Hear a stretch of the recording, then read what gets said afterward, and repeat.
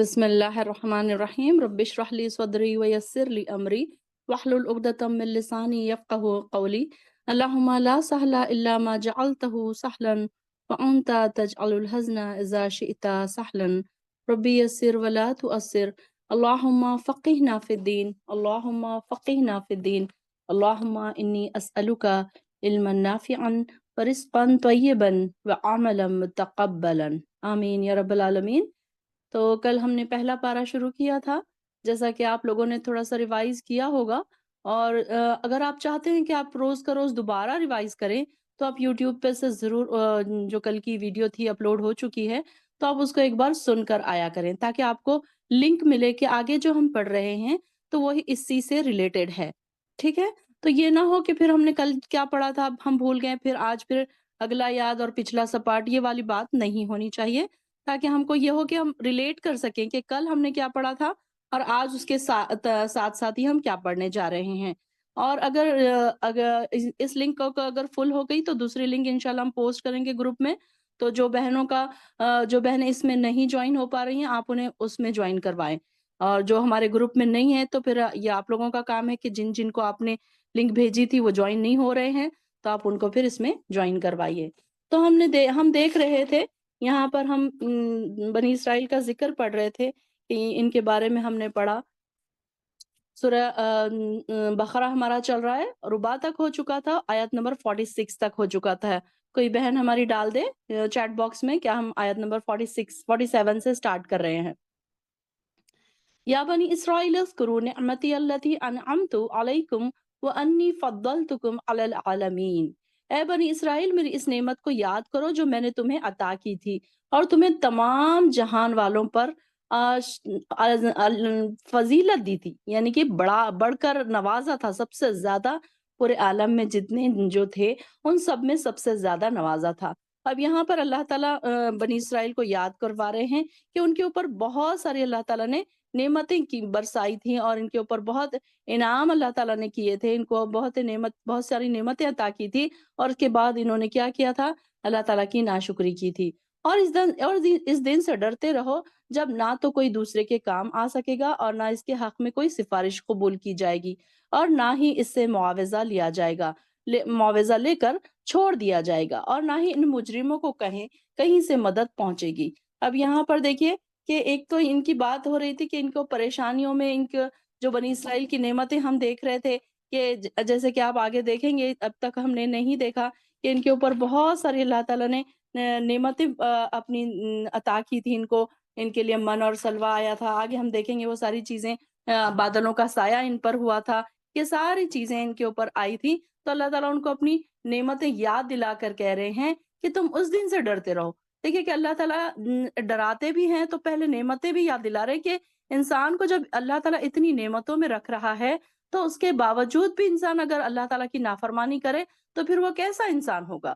تو یہاں پر یہ بات صاف کر دی گئی ہے کہ سفارش پر تکیہ لگا کے نہیں بیٹھنا ہم نے کہ نہیں کوئی نہ کوئی ہے ہمارے وہ فلاں ہیں فلاں ہیں۔ ان کا یہ عقیدہ کیا تھا؟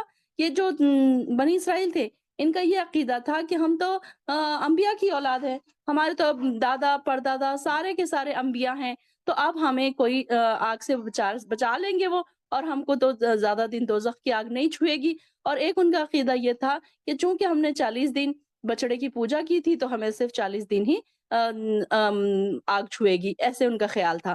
تو یہاں پر ان کو یہ بتا دیا گیا کہ سفارش کسی کی کام نہیں آئے گی، عذاب سے نجات کی صرف جو صورتیں ہیں اللہ تعالیٰ نے جو بتائی ہیں وہی کام آئے گی۔ کوئی شخص دوسرے شخص کا بوجھ نہیں اٹھائے گا، کسی کی سفارش کام نہیں آئے گی، نہ وہ فدیہ دے کر چھوٹ سکے گا۔ اب یہاں پر ہمیں بتا دیا گیا دنیا میں تو لوگ بڑی بڑی سفارشیں لے کر آتے ہیں، بڑے بڑے لوگوں کے لیے جابس اگر لگانی ہے یا آپ کو کہیں کسی سے ملنا ہے تو سفارشیں فوراً ہی کام آ جاتی ہیں۔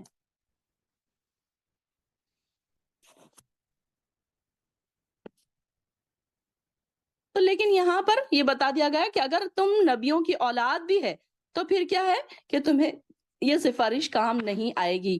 جیسے کہ ہم جانتے ہیں کہ ابراہیم علیہ السلام کے والد جو تھے وہ مشرک تھے، تو ابراہیم علیہ السلام کو بھی اللہ تعالیٰ نے منع کر دیا کہ ان کے لیے وہ دعا نہ کریں۔ اسی طریقے سے کئی جگہ کئی پیغمبروں کو ہم نے دیکھا کہ ان کے ایک پیغمبر کے بیٹے تھے جو اللہ تعالیٰ کی طرف نہیں آئے، کہ بیوی تھی، اس طریقے سے بہت سارے رشتے بھی ہمیں خاص طور سے ہمارے لیے یہ سٹوریز ہمارے سامنے رکھی گئی کہ دیکھو وہ اتنے بڑے نبی ہو کر بھی وہ اپنے گھر والوں کو نہیں بچا پائے۔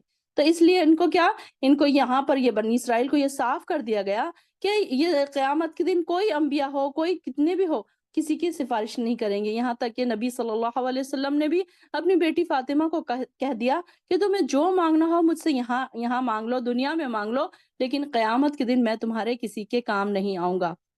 جو پارٹیسپینٹس جوائن نہیں ہو رہے ہیں وہ دوسری لنک استعمال کر لیں۔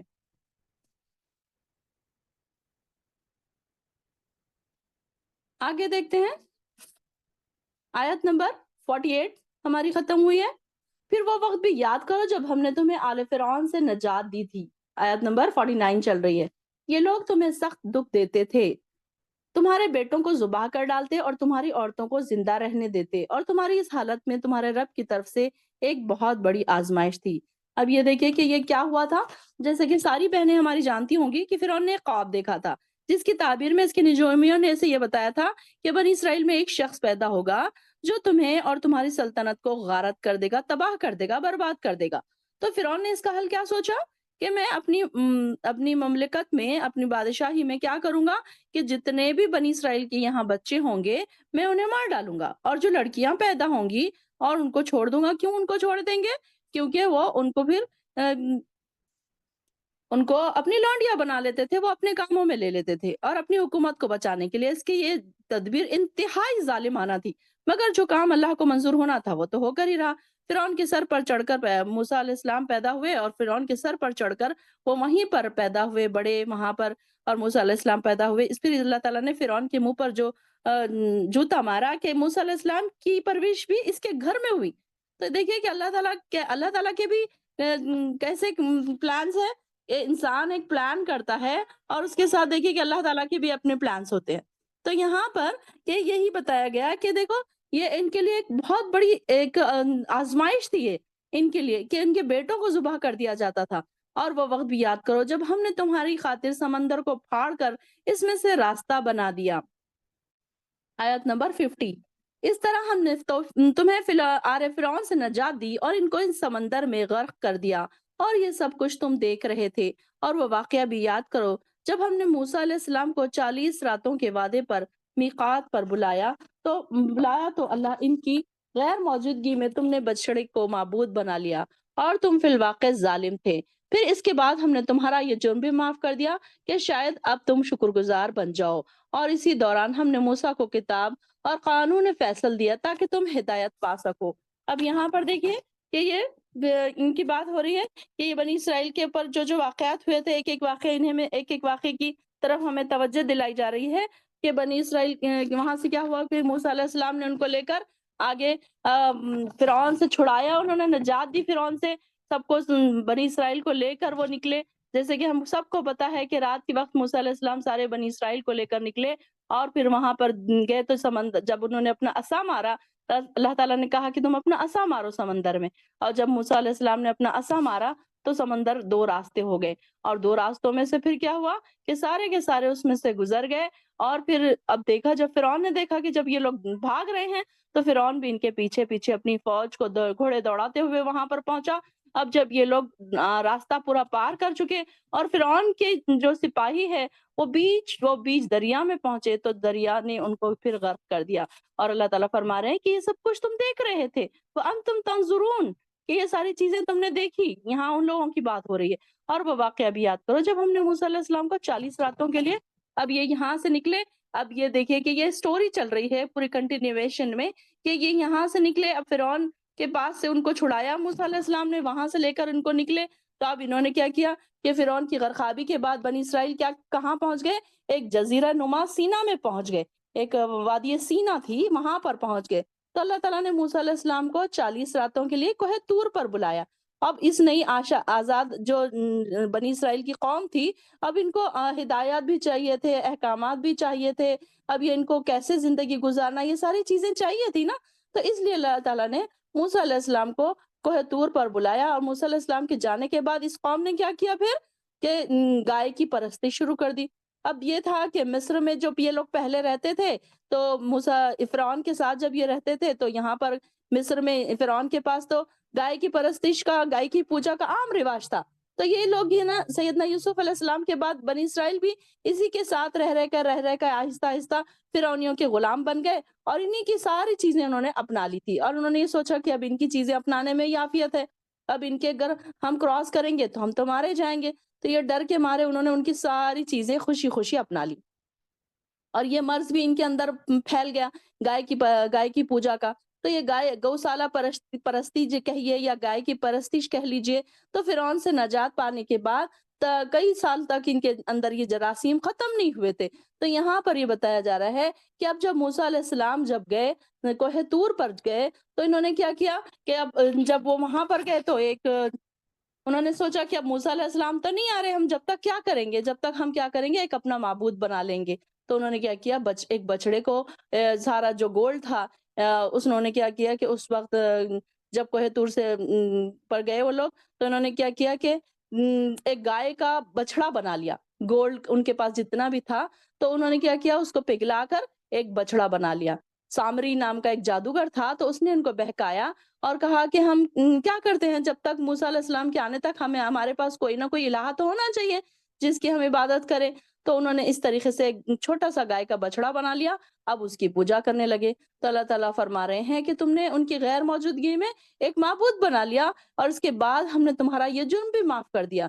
پھر ان کی معافی کی کیا طریقہ بتایا گیا، کہ ان کی معافی کا یہ طریقہ بتایا گیا، اب جب موسیٰ علیہ السلام واپس آ کر اپنی قوم سے کہا، اے میری قوم، تم نے بچڑے کو معبود بنا کر اپنے آپ پر بڑا ظلم کیا ہے، لہٰذا اپنے خالق کے حضور توبہ کرو اور اپنی جانوں کو ہلاک کرو، تمہارے رب کے بعد ان کے یہاں یہی بات تمہارے حق میں بہتر ہے۔ تو اللہ تعالیٰ نے پھر ان کی توبہ قبول کر لی، کیونکہ وہ توبہ قبول کرنے والا ہے۔ اب جب موسیٰ علیہ السلام کوہ طور سے واپس لوٹے تو دیکھا بنی اسرائیل اس گائے کی پرستش کا ان کو علم ہوا، تو ان کو بڑا دکھ ہوا کہ قوم سے کہا کہ اب اس ظلم کی سزا یہ ہے کہ جن جن لوگوں نے بچڑے کی پوجا کی تھی انہیں چن چن کر مار ڈالو۔ اس وقت بنی اسرائیل کے 3 گروہ بن گئے تھے، ایک وہ جنہوں نے بچڑے کی پوجا کی، دوسرے وہ جو انہیں بچڑے کی پوجا کرنے سے منع کرتے رہے، اور تیسرے کون تھے، جو خود کرتے تھے نہ دوسروں کو منع کرتے تھے۔ تو اب انہیں تو معاف کر دیا گیا، اور جو منع کرنے والے جو تھے ان کو کیا کہا گیا کہ جنہوں نے بچڑے کی پوجا کی تھی ان کو وہ قتل کریں۔ تو ایسے آمنے سامنے وہ کھڑے ہوئے اور انہوں نے پھر ایک قتل کیا۔ تو یہاں پر بنی اسرائیل کی بات ہو رہی کہ یہ ان کے توبہ کا طریقہ تھا، کہ اب ان کو کہا گیا کہ اگر تم کو توبہ کرنی ہے تو تم کو اپنی جانوں کو قتل کرنا پڑے گا، ہلاک کرنا پڑے گا۔ تو اسی طریقے سے پھر اللہ تعالیٰ نے ان کی توبہ قبول کر لی۔ اور وہ واقعہ بھی یاد کرو جب تم نے موسیٰ سے کہا، ہم تو جب تک اللہ تعالیٰ کو علانیہ نہ دیکھ لیں، یعنی کہ کھلم کھلا نہ دیکھ لیں، تمہاری بات نہیں مانیں گے۔ پھر تمہارے دیکھتے ہی دیکھتے تم پر بجلی گری جس نے تمہیں ختم کر دیا، پھر تمہاری موت کے بعد ہم نے تمہیں زندہ اٹھایا کہ شاید اب ہی تم شکر گزار بن جاؤ۔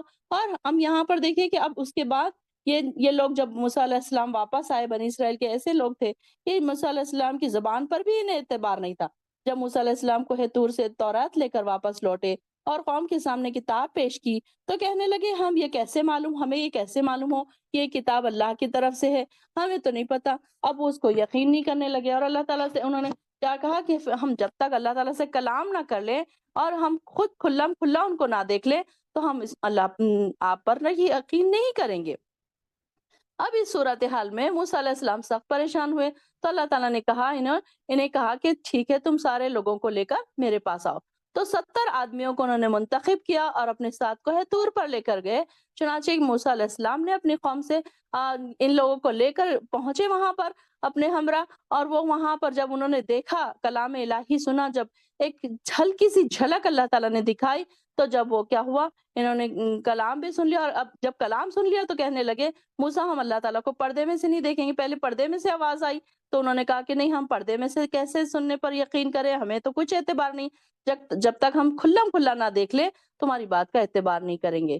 تو پھر اب یہ ہوا کہ اللہ تعالیٰ نے کیا کیا کہ ایک ہلکی سے تجلی فرمائی، یعنی کہ ایک ہلکی سی جھلک دکھائی، تو وہ لوگ اس کی تاب نہ لا سکے اور بے ہوش ہو کر گر پڑے، اور پہاڑ بھی ریزہ ریزہ ہو گیا۔ اور اب یہاں پر دیکھیے کہ اب انہوں نے کیا کیا کہ اب سارے کے سارے جل کر بھسم ہو گئے، یعنی کہ مر گئے۔ ایک جگہ آتا ہے کہ مر گئے، ایک جگہ آتا ہے کہ بے ہوش ہو گئے۔ اب یہاں یعنی کہ یہاں پر دوبارہ زندہ کیا سے مراد یہی ہے کہ وہ سارے کے سارے تاب نہ لا کر وہیں پر ختم ہو گئے۔ اب موسیٰ علیہ السلام بڑے پریشان ہوئے کہ یہ کیا بات ہے، اب موسیٰ علیہ السلام اکیلے واپس جائیں گے تو لوگ ان کو کہیں گے کہ اتنے سارے لوگوں کو اپنے ساتھ لے کر گئے تھے اور کہاں چھوڑائے۔ اب وہ اگر پہلے تو وہ موسیٰ علیہ السلام کی بات ہی نہیں مانتے تھے، اب یہ کیسے مان لیں گے کہ اللہ تعالیٰ نے اس طریقے سے انہوں نے بحث کی اور اللہ تعالیٰ کی بات نہیں مانی اور انہوں نے بات نہیں سنی، اس لیے یہ سب ہوا۔ تو انہوں نے کہا موسیٰ علیہ السلام نے، یا اللہ اگر تو نے ان کو مارنا ہی تھا تو نے پہلے ہی مار دیتا، اب یہاں تو نے ان کو ختم کیا تو یہ نادان لوگ تو مجھ پر بھروسہ نہیں کریں گے، اگر تو چاہتا تو ان کو پہلے ہی ختم کرتا، اب میں کیسے واپس جاؤں؟ تو پھر موسیٰ علیہ السلام نے دعا کی اللہ تعالیٰ سے، تو اللہ تعالیٰ نے کیا کیا، پھر ان لوگوں کو دوبارہ زندہ کیا۔ تو یہاں پر کہا جا رہا ہے کہ ہم نے تم کو ثم بعثناکم من بعد موتکم، کہ ہم نے تمہیں دوبارہ زندہ کیا، آیت نمبر 56، کہ ہم نے تمہیں دوبارہ زندہ کیا اور شاید کہ اب تم شکر گزار بن جاؤ۔ اور پھر نیکسٹ بتایا جا رہا ہے، یہاں پر ہم دیکھیں گے کہ اللہ تعالیٰ جو ان کے اوپر نعمتیں نازل کی تھی، اللہ تعالیٰ نے انعام جو نازل کیے تھے، ون بائی ون ایک ایک آیت میں اس کا ذکر آ رہا ہے۔ پھر اس کے بعد اللہ تعالیٰ فرما رہے ہیں کہ ہم نے تم پر بادلوں کا سایہ کیا اور تمہارے کھانے کو من اور سلوا اتارا اور کہا یہ پاکیزہ چیزیں کھاؤ جو ہم نے تمہیں عطا کی ہیں، اور دیکھو ہم پر تو کوئی ظلم نہ، ہم نے تو تم پر کوئی ظلم نہیں کیا بلکہ وہ اپنے آپ پر ہی ظلم کرتے تھے۔ ہم یہاں پر آپ دیکھیے کہ ایک اور ان کے اوپر اب یہ اللہ تعالیٰ نے جب ان کے لیے ملک شام کی سے فتح 40 سال تک کے لیے ان کے موخر کر دی گئی تھی، اب یہ یہاں سے نکلے تھے، مصر سے نکلے تھے، اب یہ موسیٰ علیہ السلام کے ساتھ کہاں سے نکلے تھے؟ مصر سے نکلے تھے۔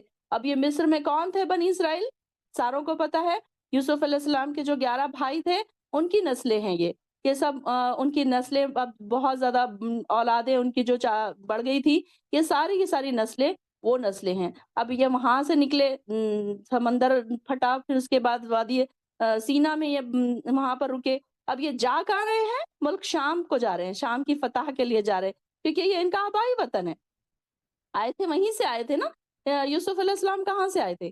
وہیں سے آئے تھے، تو یہاں سے اب ان کو جانا بھی واپس وہیں پر ہے۔ تو اب کیا ہوا کہ انہوں نے اب ہم آگے پڑھیں گے سورہ مائدہ میں، ہم آگے پڑھیں گے ان کے الفاظ جو تھے، تو اب یہ جب جا رہے تھے وہاں پر ملک شام، تو انہوں نے کیا کیا کہ وہاں پر بڑی بزدلی دکھائی کہ اب ہم وہاں پر کیسے جائیں، اب ڈر تھا ان کے دلوں میں، ایک تو ڈر خوف بھی تھا، ڈرپوک سے بن گئے تھے، غلام نسل بن گئی تھی، تو ان کی نسل کیسی ہو گئی تھی؟ ایک دم ڈرپوک ہو گئی تھی۔ اب یہ سوچ رہے تھے کہ وہاں پر ہم جائیں گے شام میں تو وہاں پر تو بڑے زور آور، خداور، طاقتور لوگ ہیں، ہم ان سے کیسے لڑیں گے، کیسے ان سے جھگڑا کریں گے، کیسے اپنے ملک کو آزاد کرائیں گے؟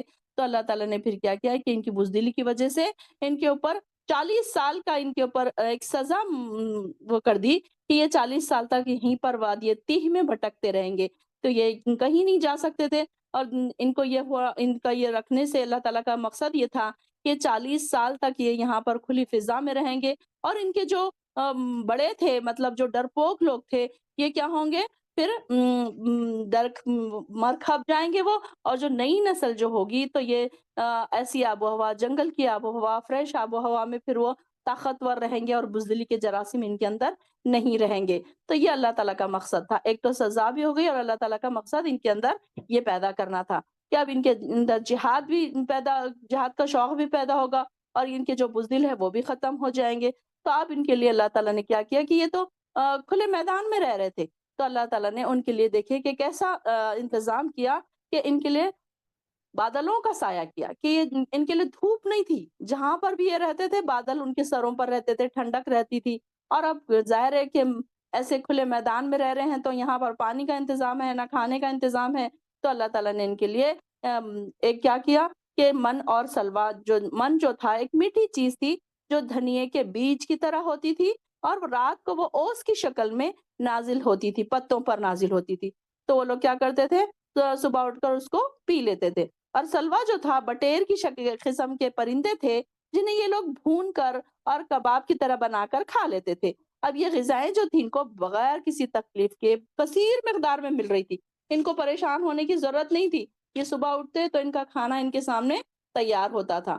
تو یہاں پر اللہ تعالیٰ فرما رہے ہیں کہ ہم نے تو تم پر کوئی ظلم نہیں کیا، بلکہ تم نے ہی اپنے آپ پر ہمیشہ ظلم کرتے رہے، کیونکہ انہوں نے آگے کیا کہا، اور وہ واقعہ بھی یاد کرو जब हमने इन्हें कहा था, आयत नंबर 58 चल रही है।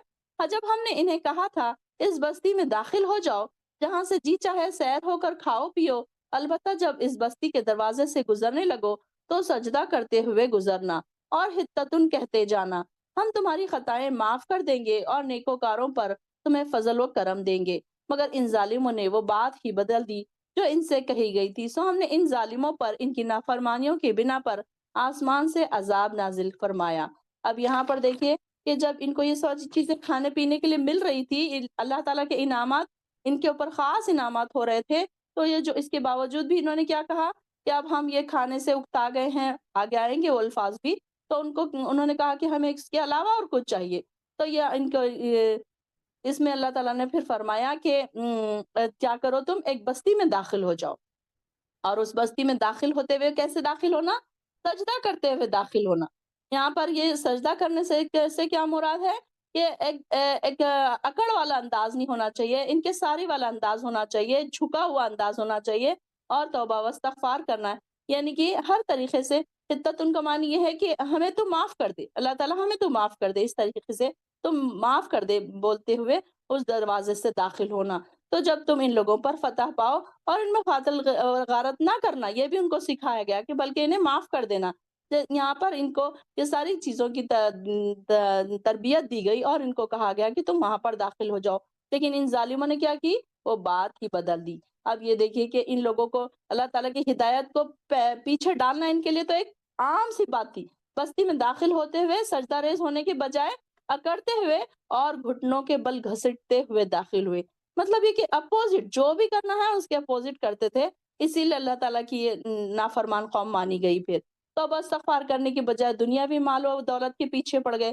जैसा कि हदीस में आता है कि इन जब बनी इसराइल को हुक्म दिया कि शहर के दरवाज़े में झुककर दाखिल होना और ज़बान से हित्ततुन कहना, यानी कि गुनाहों को बख्श दे, लेकिन वो अपनी घुटनों के बल घसीटते हुए दाखिल हुए और उन्होंने क्या कहा? हित्ततुन के बजाय हब्बतुन कहा, यानी कि हमें दाना बाली के अंदर, यानी कि हमें गेहूं के दाने चाहिए, ऐसे इस तरीके से उन्होंने, अब उनको पता था कि एक लफ्ज अगर हम इधर से उधर करते हैं, अल्फाज की थोड़ी सी अदायगी इधर से उधर करने से उसके क्या मीनिंग बनते हैं, तो उन्होंने क्या किया कि ये या तो एक जगह आता है हब्बतुन कहा या उसकी जगह हिंततुन कहा। तो ये दोनों के मीनिंग वही है कि ये इस तरीके से उन्होंने अपने वर्ड्स को बदल दिया। तो अल्लाह ताला ने फिर क्या किया, उनको उन पर अल्लाह ताला ने इन ज़ालिमों पर वो बात बदल दी, तो हमने इन ज़ालिमों पर इनकी नाफ़रमानियों के बिना पर आसमान से अज़ाब नाज़िल किया। जब बनी इसराइल शहर पर क़ाबिज़ हो गए और वहाँ पर बदकारियाँ शुरू कर दी, जिसकी सज़ा में अल्लाह ताला ने ये अज़ाब आसमान से उतारा। कहा जाता है कि वो ताउन की वबा थी और जिसके नतीजे में एक रिवायत में आता है कि 70,000 यहूदी मर गए यहाँ पर।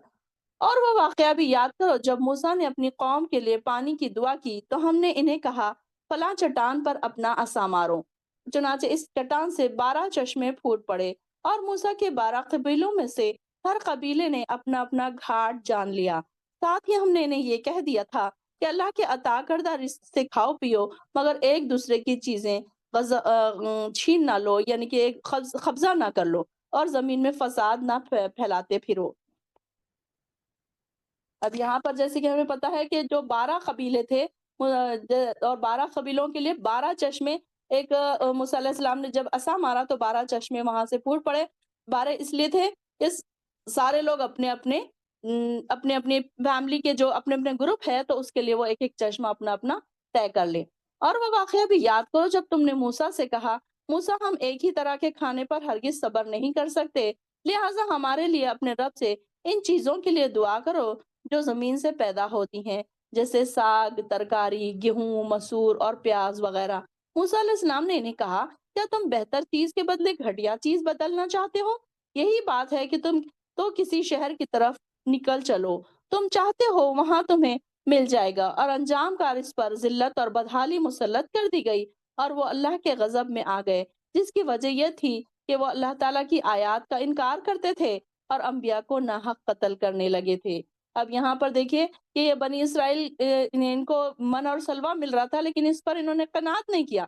ये भी इसी जंगल का वाक़या है जहाँ पर ये एक तवील मुद्दत के लिए बनी इसराइल को रखा गया था, यानी कि महसूर कर दिया गया था, कैद कर दिया गया था। इन्हें मन और सलवा जैसी नेमतें बगैर मशक्कत के मिल रही थी। मगर वो इन चीज़ों को खाते-खाते थक गए थे, बोर हो गए थे। आज हमारा भी यही हाल है कि हमारे घरों में 10 किस्म के खाने होते हैं, लेकिन हमारे बच्चे क्या कहते हैं कि नहीं हम बोर हो गए, हमें ये नहीं चाहिए। हमारे पास भी यही हाल है। आप देखें कि हमें ये बनी इसराइल की बातें क्यों बताई जा रही हैं? इसलिए बताई जा रही हैं कि कहीं इनके जरासीम हमारे अंदर तो नहीं पैदा हो गए। हर इंसान चेक करे कि क्या उनकी तरह हम भी तो नहीं हो गए। आज हमारी औलादों का यही हाल है कि इनकी चीज़ों इनकी हर चीज़ों से ये बोर होते हैं। हाँ, 10 किस्म के खाने भी हों तो फिर नहीं ये नहीं खाना है, वो नहीं खाना है, इस तरीके से यहाँ पर भी हमारे पास यही चलता है।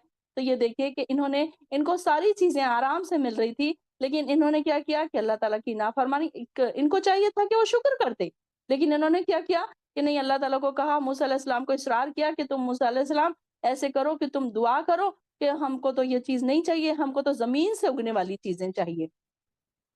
फिर मूसा अलैहिस्सलाम ने जब दुआ की, तो उन्होंने कहा कि अगर तुम यही चाहते हो तो फलाँ शहर में चले जाओ, तुम्हें ये सारी चीज़ें मैसर आ जाएगी। मूसा अलैहिस्सलाम का सिर्फ़ मतलब यही था कि मन और सलवा जो तुम्हें बगैर मशक्कत के मिल रहा है, तो गंदुम और साग वगैरह से बेहतर है। बल्कि ये भी था कि जंगल की आज़ादाना फ़िज़ा तुमसे बुज़दिली दूर करने और तुम्हारे अंदर शुजाअत पैदा करने और जिहाद के लिए तुमको फ़ारिग रहकर इबादत करने के लिए अल्लाह ताला ने आसानी कर दी थी ना। अब यहाँ पर देखिए कि इंसान जब फ्री रहेगा तो उसको इबादत के लिए ज़्यादा टाइम मिलेगा। अब आज देखिए कि अगर हम ज़्यादा से ज़्यादा अपने आप को किचन में बिज़ी रखें, अपने कामों में बिज़ी रखें, तो हमारे पास इबादत का कम टाइम होता है। अब यहाँ पर इनके लिए इबादत के लिए टाइम था। अल्लाह ताला इनको अपने आप को जिहाद के लिए तैयार करना इनका मकसद था। लेकिन इन्होंने क्या किया कि अपने आप को बिज़ी करने के लिए खानों की नई-नई चीज़ें सोच ली कि हाँ, अब उसमें देखिए कि खेती करना है, उगाना है, फिर खाना है। कितनी मेहनत है इसमें। जबकि इनको आराम से मिल रहा था, हर चीज़ आराम से मिल रही थी। तो इन्होंने क्या किया कि अच्छी चीज़ के बदले घटिया चीज़ का मुतालबा किया। इसलिए अल्लाह ताला ने क्या किया, ज़िल्लत और बदहाली के अलावा अल्लाह ताला का गज़ब ये हुआ कि इनकी ट्रेनिंग और तरबियत की मुद्दत को फैलाकर अल्लाह ताला ने 40 साल तक बढ़ा दिया। वरना अगर अल्लाह और उसके पैगम्बर मूसा की मर्ज़ी पर चलते, तो मुमकिन था कि 40 साल गुज़रने से पहले ही ये लोग मुल्क शाम को फ़तह करने के काबिल हो जाते। मगर इन लोगों की आदत क्या बन गई थी कि जो बात अपनी मर्ज़ी के खिलाफ देखते, तो फ़ौरन नाफ़रमानियों पर उतर आते और अंबिया को तक को कत्ल कर देते थे। अल्लाह के गज़ब, ज़िल्लत और मस्कनत की दूसरी सूरत ये है कि यहूद कौम कई बार कौमों से पिट चुकी है। मालदार होने के बावजूद आज भी देखिए कि सख्त अफ़रा-तफ़री है और ये लोग एक छोटे से खित्ते में इनकी हुकूमत कायम भी थी, तो दूसरी कौमों के सहारे पर वो अपने वजूद को बरकरार रखे हुए थे। तो आज भी इनके अंदर बेहयाई, फ़हाशी, सूदखोरी, हरामखोरी ये सारी चीज़ें इनके अंदर हम देखते हैं। तो ये सारी इनकी नाफ़रमानियों की वज़ह से वो अल्लाह के गुस्से के साथ लौटे और अल्लाह ताला की आयत का इनकार करते थे और अंबिया को नाहक कत्ल करते थे। और इन बातों का सबब ये था कि वो अल्लाह की नाफ़रमानी करके हद से आगे निकल जाते थे। आयत नंबर 61। जो लोग ईमान लाए और जो यहूदी हो और या ईसाई या साबी यानी कि बेदीन हो गए, इनमें से जो भी फिल हकीकत अल्लाह पर और आखिरत के दिन पर ईमान लाए और अमल भी अच्छे किए, तो ऐसे ही लोगों को अपने रब के यहाँ से अजर मिलेगा और पर ना तो कोई खौफदारी होगा और ना वो गमगीन होंगे। अल्लाह ताला हमें भी ऐसे अमल सालेह करने वाले लोगों में शामिल कर ले। आमीन या रब्बल आलमीन।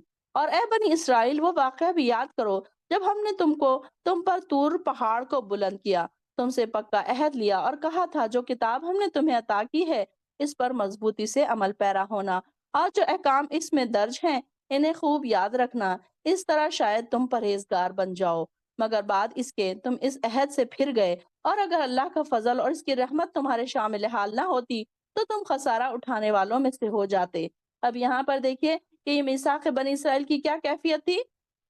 ये वाक़या बनी इसराइल के इस दौर से ताल्लुक़ रखता है, जब इनके 70 आदमी जो 70 आदमियों को मुंतखब करके मूसा अलैहिस्सलाम उनको पहाड़ पर ले गए थे, तो इनको बिजली से गिराकर इन पर हलाक किया गया था और दोबारा इनको ज़िंदा किया गया था। तो इनको भी इनके साथ बनी इसराइल के दूसरे लोगों को भी तो तूर के दामन में खड़ा किया गया और तूर पहाड़ को इनके सर पर इस तरह झुका दिया गया कि जैसे वो इनके ऊपर एक साहिबान है। अब पीछे समंदर था, आगे सरों के ऊपर इनके कोहे तूर को खड़ा कर दिया था फरिश्तों ने। अब इस वक़्त इनसे पूछा गया, बताओ तुम तौरात पर अमल करते हो या नहीं करते? इक़रार करते हो या पूरी मज़बूती से ये इक़रार करते हो कि पूरी मज़बूती से इसको थामोगे, वरना अभी इस पहाड़ को तुम्हारे ऊपर गिराकर तुम्हें कुचल दिया जाएगा। इस वक़्त बनी इसराइल को अपनी नाफ़रमानियों और गलतियों और अपनी गलतियों का एहसास हुआ और अपने गुनाहों से तौबा की और तौरात पर अमल पैरा होने का इन्होंने इक़रार कर लिया। ये इसलिए किया था कि तुम लोगों में कुछ परहेज़गारी की सिफ़त पैदा हो। वज़्कुरू मा फ़ीही लअल्लकुम तत्तक़ून, कि अल्लाह ताला क्यों चाह रहे थे कि इनके अंदर कुछ तो परहेज़गारी हो, कुछ तो तक़वा पैदा हो। ये चाह रहे थे कि अगर ये तौरात को पढ़ेंगे तो इनके अहकामात अगर पढ़ेंगे तो इनके अंदर तक़वा पैदा होगा।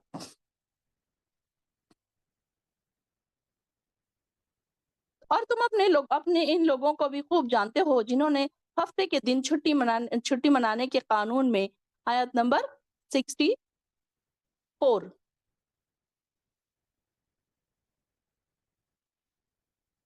नहीं सॉरी 65। तो इन लोगों को भी देखा तुमने जब उनके बारे में जैसे हफ्ते वालों के बारे में ज्यादती की थी, लिहाजा हमने इनसे कहा बंदर बन जाओ तुम और तुम खासे इन खसारा उठाने वालों में से, और दुत्कार पड़ती रहे तुम पर। यहाँ पर असहाब सब्त का अंजाम बताया जा रहा है। असहाब सब्त किसको कहते हैं? असहाब मतलब जो लोग हैं वहाँ वो, और सब हफ्ते वाले। बनी इसराइल को यह हुक्म दिया गया था कि वो हफ्ते के दिन कारोबार नहीं करेंगे। जैसे कि अब हमारे पास संडे का दिन छुट्टी का दिन होता है, और कई जगहों पर अब हम जुमा के दिन, जैसे अब हमारे इस्लामिक ममालिक में जुमा का दिन कैसा है? इबादत का दिन है, छुट्टी का दिन है, और दूसरी जगहों पर संडे का दिन है। तो इसी तरीके से इनके लिए क्या था? कौन-सा दिन था इनका? हफ्ते का दिन था, और वो छुट्टी इसलिए ताकि वो आराम करें और अल्लाह की इबादत करें। और तौरात में भी ये वज़ाहत थी कि जो शख्स इस मुक़द्दस दिन की हुर्मत तोड़ेगा, वो वाजिबुल क़त्ल होगा। यानी कि इनको इतना ज़्यादा इनके वो दिन की अहमियत थी इनके लिए। तो लेकिन यहूद पर अब ये इन्होंने क्या किया कि इस दिन अब अपने कारोबार बंद कर देते थे, तिजारत वगैरह सब बंद कर देते थे। अब ये हुआ कि इसमें आगे हम देखेंगे सूरह आराफ में, इसके हम डिटेल पढ़ेंगे कि समंदर के किनारे एक बस्ती आबाद थी। तो इन लोगों का पेशा क्या था? माहीगीरी था, यानी कि मछलियाँ पकड़ना था। लेकिन इत्तेफ़ाक की बात थी कि कुछ दिन कि 6 दिन तो मछलियाँ पानी में छुपी रहती और हफ्ते के दिन पानी की सतह पर आ जाती। अब ये था इनके लिए आज़माइश थी कि इनको मना किया गया था ना, तो क्या मना किया गया कि यहाँ पर इनको मना किया गया था कि मछलियाँ नहीं पकड़ना। अब इनको ये आज़माइश उनके लिए आ रही थी कि मछलियाँ उस दिन क्या होता था कि सामने-सामने आ जाती थी। अब इनको ये देखना था कि मछलियाँ अल्लाह ताला भेजते थे कि देखने के लिए कि अब ये क्या करते हैं। तो इनके लिए क्या किया गया? अब इन्होंने क्या किया कि देखा कि मछलियाँ तो बहुत आ रही हैं, अब हमको तो मना किया गया है। तो इन्होंने क्या किया कि एक हीला-साज़ी की एक तरकीब बनाई कि इन्होंने क्या किया, साहिल के पास खाइयाँ खोद दी, छोटे-छोटे गड्ढे बना दिए और इसमें पानी आता। अब उन्होंने ऐसे किया कि जब पानी का प्रेशर आता तो उसके साथ बहुत सारी मछलियाँ उसमें आ जाती, और दूसरे दिन क्या करते, ये मछलियों को निकाल लेते। अब इन बस्ती वालों में भी 3 ग्रोह बन गए। एक तो जो मुजरिम था वो, दूसरे ये जो जो मछलियाँ पकड़ता था वो, एक दूसरा ये कि जो मना करता था, और तीसरा वो ग्रोह जो खुद मछलियाँ नहीं पकड़ता था और मना भी नहीं करता था, दोनों के बीच का था। तो इन लोगों को क्यों अब इन्होंने कहा कि तुम इन लोगों को क्यों मना करते हो, जो बाज़ आने वाले है ही नहीं और इन पर अज़ाब नाज़िल होने वाला है। और मना करने वाले ये जवाब देते कि हम इसलिए मना करते हैं कि हम अपने रब के हुज़ूर माज़रत पेश करें, और दूसरे ये कि शायद लोग बाज़ आ जाएँ। अब ये देखिए कि 3 ग्रोह हमेशा उस वक़्त से लेकर आज तक हम देखते हैं अपने आस-पास 3 ग्रोह हमेशा रहते हैं कि एक वो होता है गुनाह करने वाला, दूसरा वो होता है कि एक मना करने वाला ग्रोह भी होता है कि लोग सोचेंगे क्या, ये नहीं सोचते, लेकिन बल्कि मना करने की हमेशा कोशिश करते रहते हैं ऐसे लोगों को, चाहे वो हमारे जान के हों, पहचान के हों, रिश्तेदार हों, दूर के हों। और एक तीसरा ग्रोह क्या होता है? एकदम खामोश, जो करना है करो, हम क्यों किसी के बीच में बोलें। तो ये 3 ग्रोह देखें कि अब आप गौर करें कि ये बनी इसराइल की बात हो रही है, लेकिन आज देखें कि क्या हमारे पास भी यही नहीं होता? हम अक्सर बुराई को देखते हैं और हम ये सोचते हैं कि हम क्यों मना करें? हम कौन होते हैं मना करने वाले? हमारी कौन सुनेगा? तो देखिए कि ये जो तीसरा ग्रोह है, कहीं हम भी तीसरे ग्रोह में शामिल तो नहीं होते? कि मना करना हमारे लिए एक काम अल्लाह ताला ने दिया है क्या? नहीं, अनिल मुनकर का काम ईमान वालों को दिया गया है कि मना करो, अगर तुम गुनाह को देखो तो मना करो। और उसके लिए 3 तरीके बताए गए हैं कि तुम एक तो ज़ुबान से मना करो, अगर तुम ज़ुबान से नहीं कर सकते तो हाथ से मना करो, हाथ से नहीं कर सकते तो कम से कम उसको दिल में बुरा ही समझो। ये 3 चीज़ें बताई गई, और जो तीसरा दर्जा है बहुत ही छोटा दर्जा है। तो यहाँ पर इन लोगों ने क्या किया कि जो तीनों थे, तो 3 ग्रोह इसमें बन गए, और फिर अल्लाह ताला ने क्या किया جب اس قوم پر عذاب نازل ہوا تو عذاب صرف منع کرنے والا جو گروہ تھا وہ بچ گیا، اور جو خاموش رہے جنہوں نے منع بھی نہیں کیا تھا وہ بھی پھر بندر بن گئے، اور خاموش رہنے والے اور مجرم دونوں گروہوں پر عذاب نازل ہوا، اور وہ عذاب یہ تھا، اللہ تعالیٰ نے کہا تم ذلیل و خوار بندر بن جاؤ۔ اب دیکھیے کہ یہ کیسے تھے، یہ لوگوں کا کیا حال ہوا کہ یہ سب سو رہے تھے اپنے اپنے گھروں میں، اور جب یہ نیند میں سے اٹھے تو سب کی شکلیں بندروں کی ہو گئی، اور یہ ایک دوسرے کو دیکھ دیکھ کر چیختے تھے، چلاتے تھے، اور ایک دوسرے کو دیکھ کر ڈرتے تھے، روتے تھے، چیختے تھے، ساروں پہچانتے بھی تھے وہ ایک دوسرے کو کہ یہ ہمارے فلاں ہے فلاں ہے، ایک دوسرے کو پہچانتے، ایک دوسرے کو دیکھ کر روتے، مگر بات نہیں کر سکتے۔ پھر اسی طریقے سے 3 دن تک یہ اسی طریقے سے چیختے چلاتے رہے، اور یہ مر کھپ گئے، اور یہ واقعہ سیدنا داؤد علیہ السلام کے دور میں پیش آیا تھا۔ انشاءاللہ ہم سورہ آراف میں اس کے بارے میں اور پڑھیں گے۔ آیت نمبر 67۔ اور جب موسیٰ علیہ السلام نے اپنی قوم سے کہا اللہ تمہیں ایک گائے ذبح کرنے کا حکم دیتا ہے، تو وہ موسیٰ سے کہنے لگے کیا تم ہم سے دل لگی کرتے ہو، مذاق کرتے ہو؟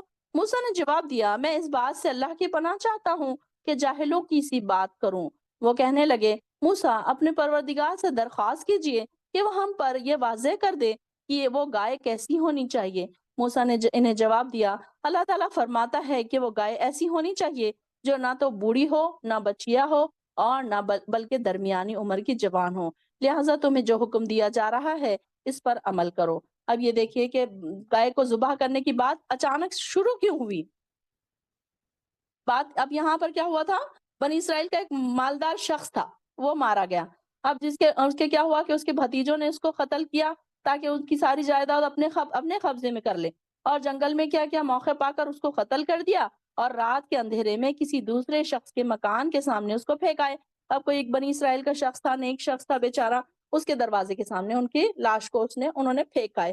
اب اس کے قاتل کا کچھ پتہ نہیں چلتا تھا، تو وہ گیا موسیٰ علیہ السلام کے پاس، اس نے اپنی بات رکھی، تو موسیٰ علیہ السلام کو وحی ہوئی کہ اس قوم کو حکم دو کہ وہ ایک گائے ذبح کریں، پھر اس کے گوشت کے ایک ٹکڑے کو مقتول کی لاش پر ماریں، یعنی کہ جس کا قتل ہوا تھا اس کی لاش کو گائے کا وہ ٹکڑا ٹچ کریں گے تو وہ مقتول خود بول پڑے گا اپنے قاتل کا نام، اور وہ پتہ بتا دے گا۔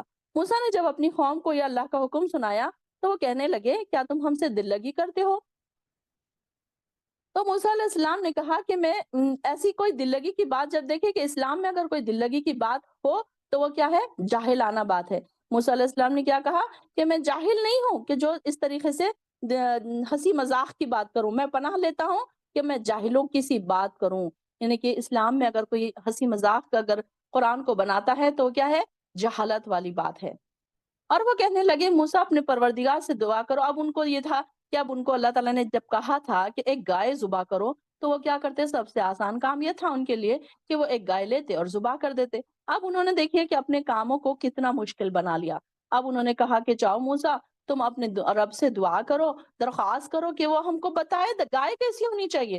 اب انہوں نے خود ہی پریشانی اپنے اوپر ڈال لی۔ اب وہ اللہ تعالیٰ نے فرمایا کہ گائے کیسی ہونا، نہ بوڑھی ہو، نہ بچی ہو، اور نہ وہ اصل میں درمیانی عمر والی ہو۔ پھر وہ کہنے لگے کہ موسیٰ اپنے پروردگار سے درخواست کیجئے کہ وہ ہمارے لیے اس کے رنگ کی بھی وضاحت کر دے۔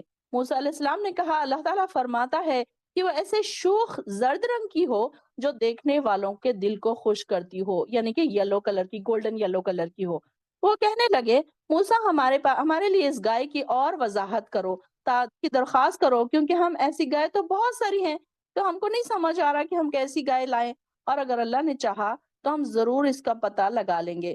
موسیٰ نے کہا وہ گائے ایسی ہونی چاہیے جس سے خدمت نہ لی جاتی ہو، جو نہ تو زمین جوتتی ہو، نہ کھیتوں کو پانی پلاتی ہو، اور صحیح و سالم ہو، اور اس پہ کوئی داغ اور دھبا نہ ہو۔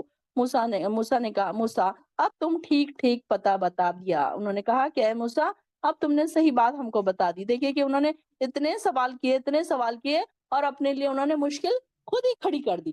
اب آسان کیا تھا ان کے لیے کہ وہ ایک گائے لیتے اور ذبح کر دیتے۔ اب ہم بھی کبھی کبھی کیا کرتے ہیں کہ دین میں اتنے سوالات کرتے ہیں، اب جب اس کے جواب مل جاتے ہیں تو ہم کو کرنا بڑا مشکل ہو جاتا ہے۔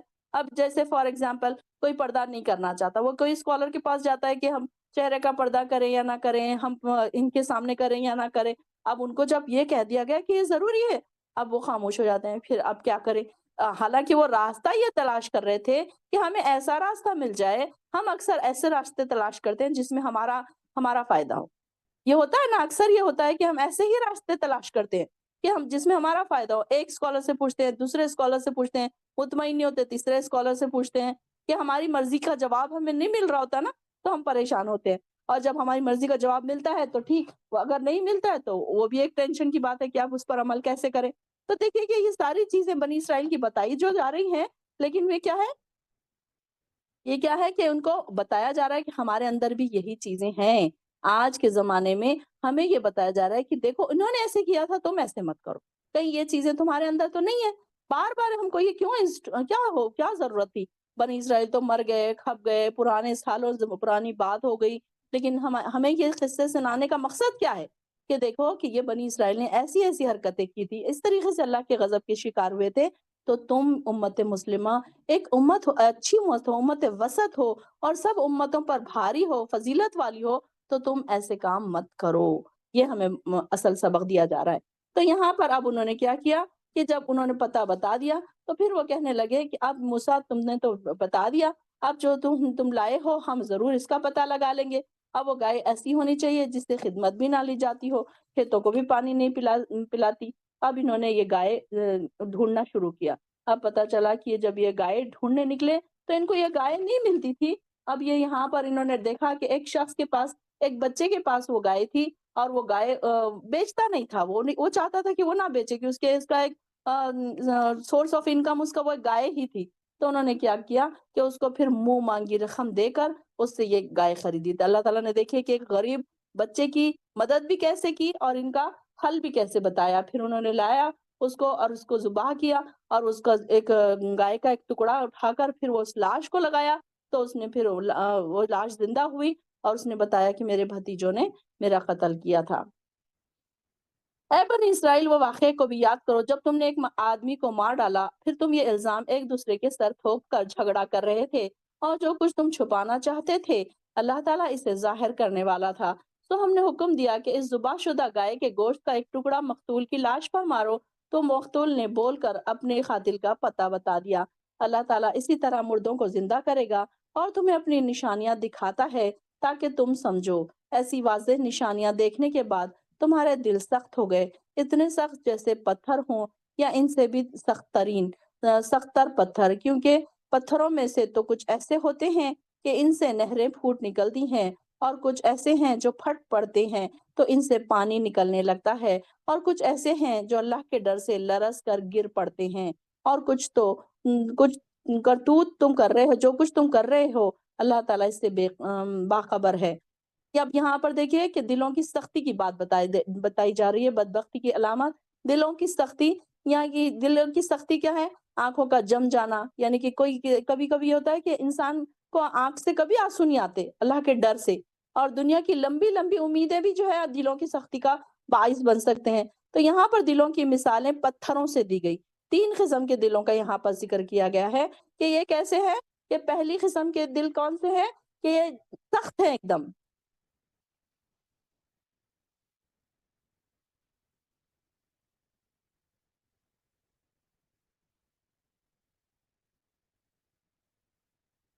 اتنے سخت جیسے پتھر ہوں۔ اب کچھ لوگ ہم دیکھتے ہیں کہ اتنے سخت دل ہوتے ہیں کہ ان کو آپ کتنی بھی دین کی باتیں بتاؤ وہ اس طرف آتے ہی نہیں ہے، اتنے سخت دل۔ ہم ان کو کیا بولتے ہیں؟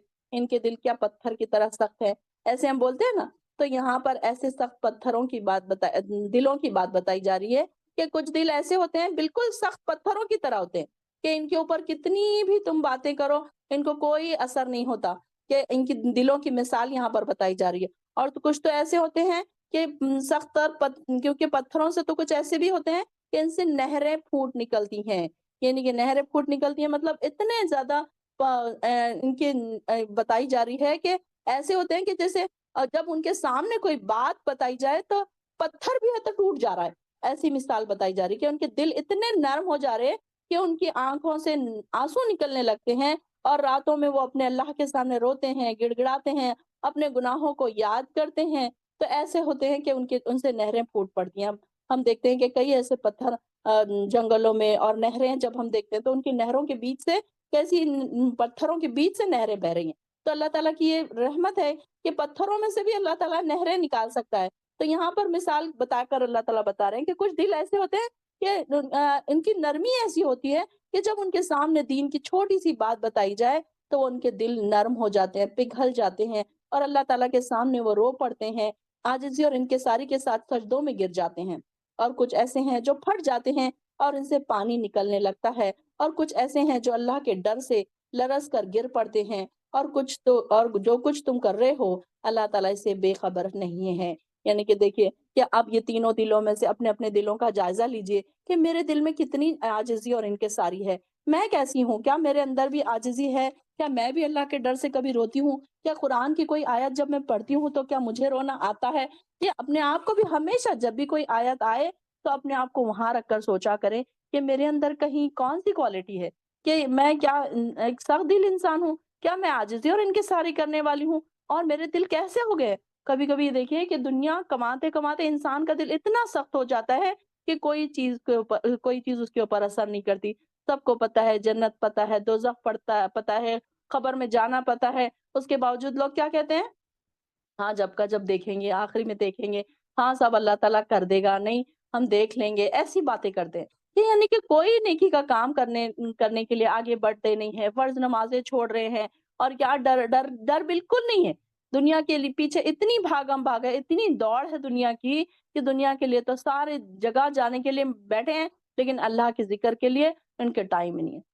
تو یہاں پر دیکھیے کہ تین قسم کے جو دل ہے اس میں کیا ہے، ذکر کی مجلس میں اگر آپ بیٹھیں گے تو آپ کو لگے گا کہ ہمارے دل ایمان سے بھر رہے ہیں، لبریز ہو رہے ہیں۔ قرآن کی محفل میں دیکھیے، اور اپنے دلوں کو تین جگہ چیک کیجیے آپ ذکر کی محفل میں، سب سے پہلے ذکر کی مجلس میں، کہ آپ ذکر کی مجلس میں بیٹھے ہیں تو آپ کے دلوں کی کیا حالت ہو رہی ہے؟ کیا آپ کے دل ایمان سے لبریز ہو رہے ہیں؟ کیا آپ کی آنکھوں سے آنسو جاری ہو رہے ہیں؟ کہیں ایسی جگہوں پر کہ جہاں پر اللہ ذکر کر رہا ہے تو ان کی جگہوں پر اللہ آنکھوں سے آنسو جاری ہو رہے ہیں آپ کے؟ یہاں پر چیک کیجئے۔ قرآن کی محفل میں، تنہائی میں، جب آپ تنہائی میں نماز پڑھ رہے ہیں، تہجد پڑھ رہے ہیں، اس وقت اپنے دلوں کو چیک کیجئے، ٹٹولیے اپنے دلوں کو کہ میرے دل میں ایمان کا لیول کتنا ہے؟ کیا میرے دل میں اللہ کے ڈر سے کبھی آنسو آتے ہیں؟ کیا یا پھر میں صرف دنیا کی دوڑ دھوپ میں ہی اپنے آپ کو پھنسا کر رکھتی ہوں؟ تو کبھی بھی ایسی مجلس میں، اب آپ دیکھتے ہوں گے کہ جب ہم اللہ کی ایسی محفلوں میں بیٹھتے ہیں، ذکر کی محفلوں میں بیٹھتے ہیں، تو ہمارے دل ایمان سے لبریز ہو جاتے ہیں، ایمان سے بھر جاتے ہیں ہمارے دل۔ کیا آپ نے غور کیا کہ ہم جب ایسی کلاسوں میں نہیں ہوتے تو ہم دنیا میں پھر پھنس جاتے ہیں، کہیں نہ کہیں دنیا داری میں ہم پھنس جاتے ہیں۔ تو یہاں پر بیٹھنے سے، بار بار بیٹھنے سے ہمارے دلوں کی صفائی ہوتی رہتی ہے، ہمارے دلوں میں ایمان بڑھتا رہتا ہے، تقوی کا لیول ہمارا بڑھتا ہے۔ پھر اسی طریقے سے جب آپ اکیلے قرآن پڑھ رہے ہیں تو ایک ایک آیت کو آپ آبزرو کر رہے ہیں، اس کو پڑھ کر سمجھ کر اپنے اندر اتار رہے ہیں، تو آپ دیکھیے کہ آپ کے اندر کیا چینجز ہو رہے ہیں۔ کبھی ایسا ہوا کہ جنت کی بات آپ پڑھ رہے ہیں اور آپ کو خواہش پیدا ہوئی، لالچ پیدا ہوئی، آپ نے تڑپ کے وہیں دعا مانگی؟ کبھی ایسا ہوا؟ یا پھر دوزخ کا ذکر آپ کے سامنے آ رہا ہے، دوزخ کے مراحل آپ کو، قبر کے مراحل آپ کو آ رہے ہیں، تو یہاں پر ان کو بتایا جا رہا ہے کہ کیسے ان کو کیسے وہ رو رہے ہیں، تڑپ رہے ہیں، دعا کر رہے ہیں۔ ایسے کبھی حالات آئے ہیں آپ کے سامنے؟ غور کیجئے، چیک کیجئے اپنے دلوں کو کہ میرا دل ان تین دلوں میں سے کون سا دل ہے؟ کیا میرا دل بھی عاجزی اور انکساری سے بھرا ہوا ہے، خشوع اور خضوع سے بھرا ہوا ہے؟ اور نہیں ہے تو کیوں نہیں ہے؟ کیا چاہیے مجھے اللہ تعالیٰ کے پاس میں جب جاؤں گی تو میرا دل ایمان سے بھرا ہوا ہونا چاہیے، تقوی سے بھرا ہوا ہونا چاہیے، عاجزی اور انکساری کے ساتھ ہم اللہ کے سامنے کھڑے ہوں۔ اللہ کی جب ہم نماز پڑھ رہے ہوں، قرآن پڑھ رہے ہوں، اس محفل میں ہم بیٹھے ہیں تو ہمارا دل عاجزی اور انکساری سے بھرا ہوا ہو، ایمان سے بھرا ہوا ہو، تقوی سے بھرا ہوا ہو۔ ٹھیک ہے اب تک نہیں تھا، لیکن ہم کوشش کریں کہ آئندہ اللہ ہمارے دلوں میں ایمان کا جذبہ پیدا کر دے، شوق پیدا کر دے، تیری محبت پیدا کر دے، اس قرآن کی محبت پیدا کر دے۔ اللہم انت اجعل القرآن ربیع قلوبنا، اللہ اس قرآن کو ہمارے دلوں کی بہار بنا دے کہ اب آپ دیکھیں گے کہ اب جب قرآن پڑھ رہے ہیں آپ اکیلے میں تو آپ کو یہ ریئلائز ہوگا کہ کہیں پر آپ تڑپ کے رونے لگ جاتے ہیں، آپ کہیں پر خوشی سے آپ خوشی کو محسوس کرتے ہیں کہ کیا خوبصورت جنت ہوگی۔ جب جنتوں کا ذکر ہوتا ہے اپنے آپ کو وہاں ٹھہرائیے، امیجنیشن میں اپنے آپ کو ان جنتوں میں پائیے، دیکھیے آپ کو کیسی خوشی محسوس ہوگی۔ اور جب دوزخوں کا ذکر ہوگا تو دیکھیے کہ کیسا ہوگا وہ وقت، کیسے ہم جائیں گے۔ ہم تو چھوٹی سی گرمی، اگر لائٹ چلے گئی تو ہم گرمی نہیں برداشت کر سکتے، تو ہم تو اتنے نازک ہیں، ہم تو اتنے عیش پسند ہیں کہ ہم سردیوں میں سردی نہیں برداشت کر سکتے، گرمیوں میں ہم گرمی نہیں برداشت کر سکتے، تو ہم اللہ کی دوزخ کیسے برداشت کریں گے؟ تو اپنے آپ کو بچائیے اس سے، اپنے آپ کو بھی اور اپنے اہل وعیال کو بھی بچائیے۔ تو یہاں پر اب یہ 3 دلوں کا ذکر کیا گیا، اور آگے آیت نمبر 75، مسلمانوں کیا تم ان یہود سے یہ توقع رکھتے ہو کہ وہ تمہاری خاطر ایمان لائیں گے، حالانکہ ان میں سے ایک گروہ ایسا ہے جو اللہ تعالیٰ کا کلام سنتے ہیں، پھر اس کو سمجھ لینے کے بعد اس میں اس کو بدل ڈالتے ہیں۔ یہ لوگ جب ایمان والوں سے ملتے ہیں تو کہتے ہیں ہم بھی ایمان لے آئے، اور جب خلوت میں یعنی کہ اکیلے ہوتے ہیں، ایک دوسرے سے ملتے ہیں تو کہتے ہیں کیا تم مسلمانوں کو وہ راز کی باتیں بتاتے ہو جو اللہ نے تم پر کھولی، کہ اپنے پروردگار کے یہاں ان باتوں کو تمہارے خلاف بطور حجت پیش کر دے، تمہیں کچھ بھی عقل نہیں رہی؟ کیا وہ یہود یہ نہیں جانتے کہ اللہ تعالیٰ ہر چیز کو خوب جانتا ہے، جسے وہ چھپاتے ہیں اور جسے وہ ظاہر کرتے ہیں؟ اب یہاں پر دیکھیے کہ ان کی بات ہو رہی ہے کہ یہ منافقوں کی بات ہو رہی ہے، کہ ایک تو یہ نبی آخر الزمان سے متعلق جو آیات تھی یہ اس کو چھپا دیتے تھے، سادہ دل جو نو مسلم تھے، یہود کے بارے میں آ رہا ہے، جو یہود سے کئی بار یہ سن چکے تھے کہ ایک نبی آخر الزمان آنے والا ہے، جو لوگ اس کا ساتھ دیں گے وہ ساری دنیا پر چھا جائیں گے۔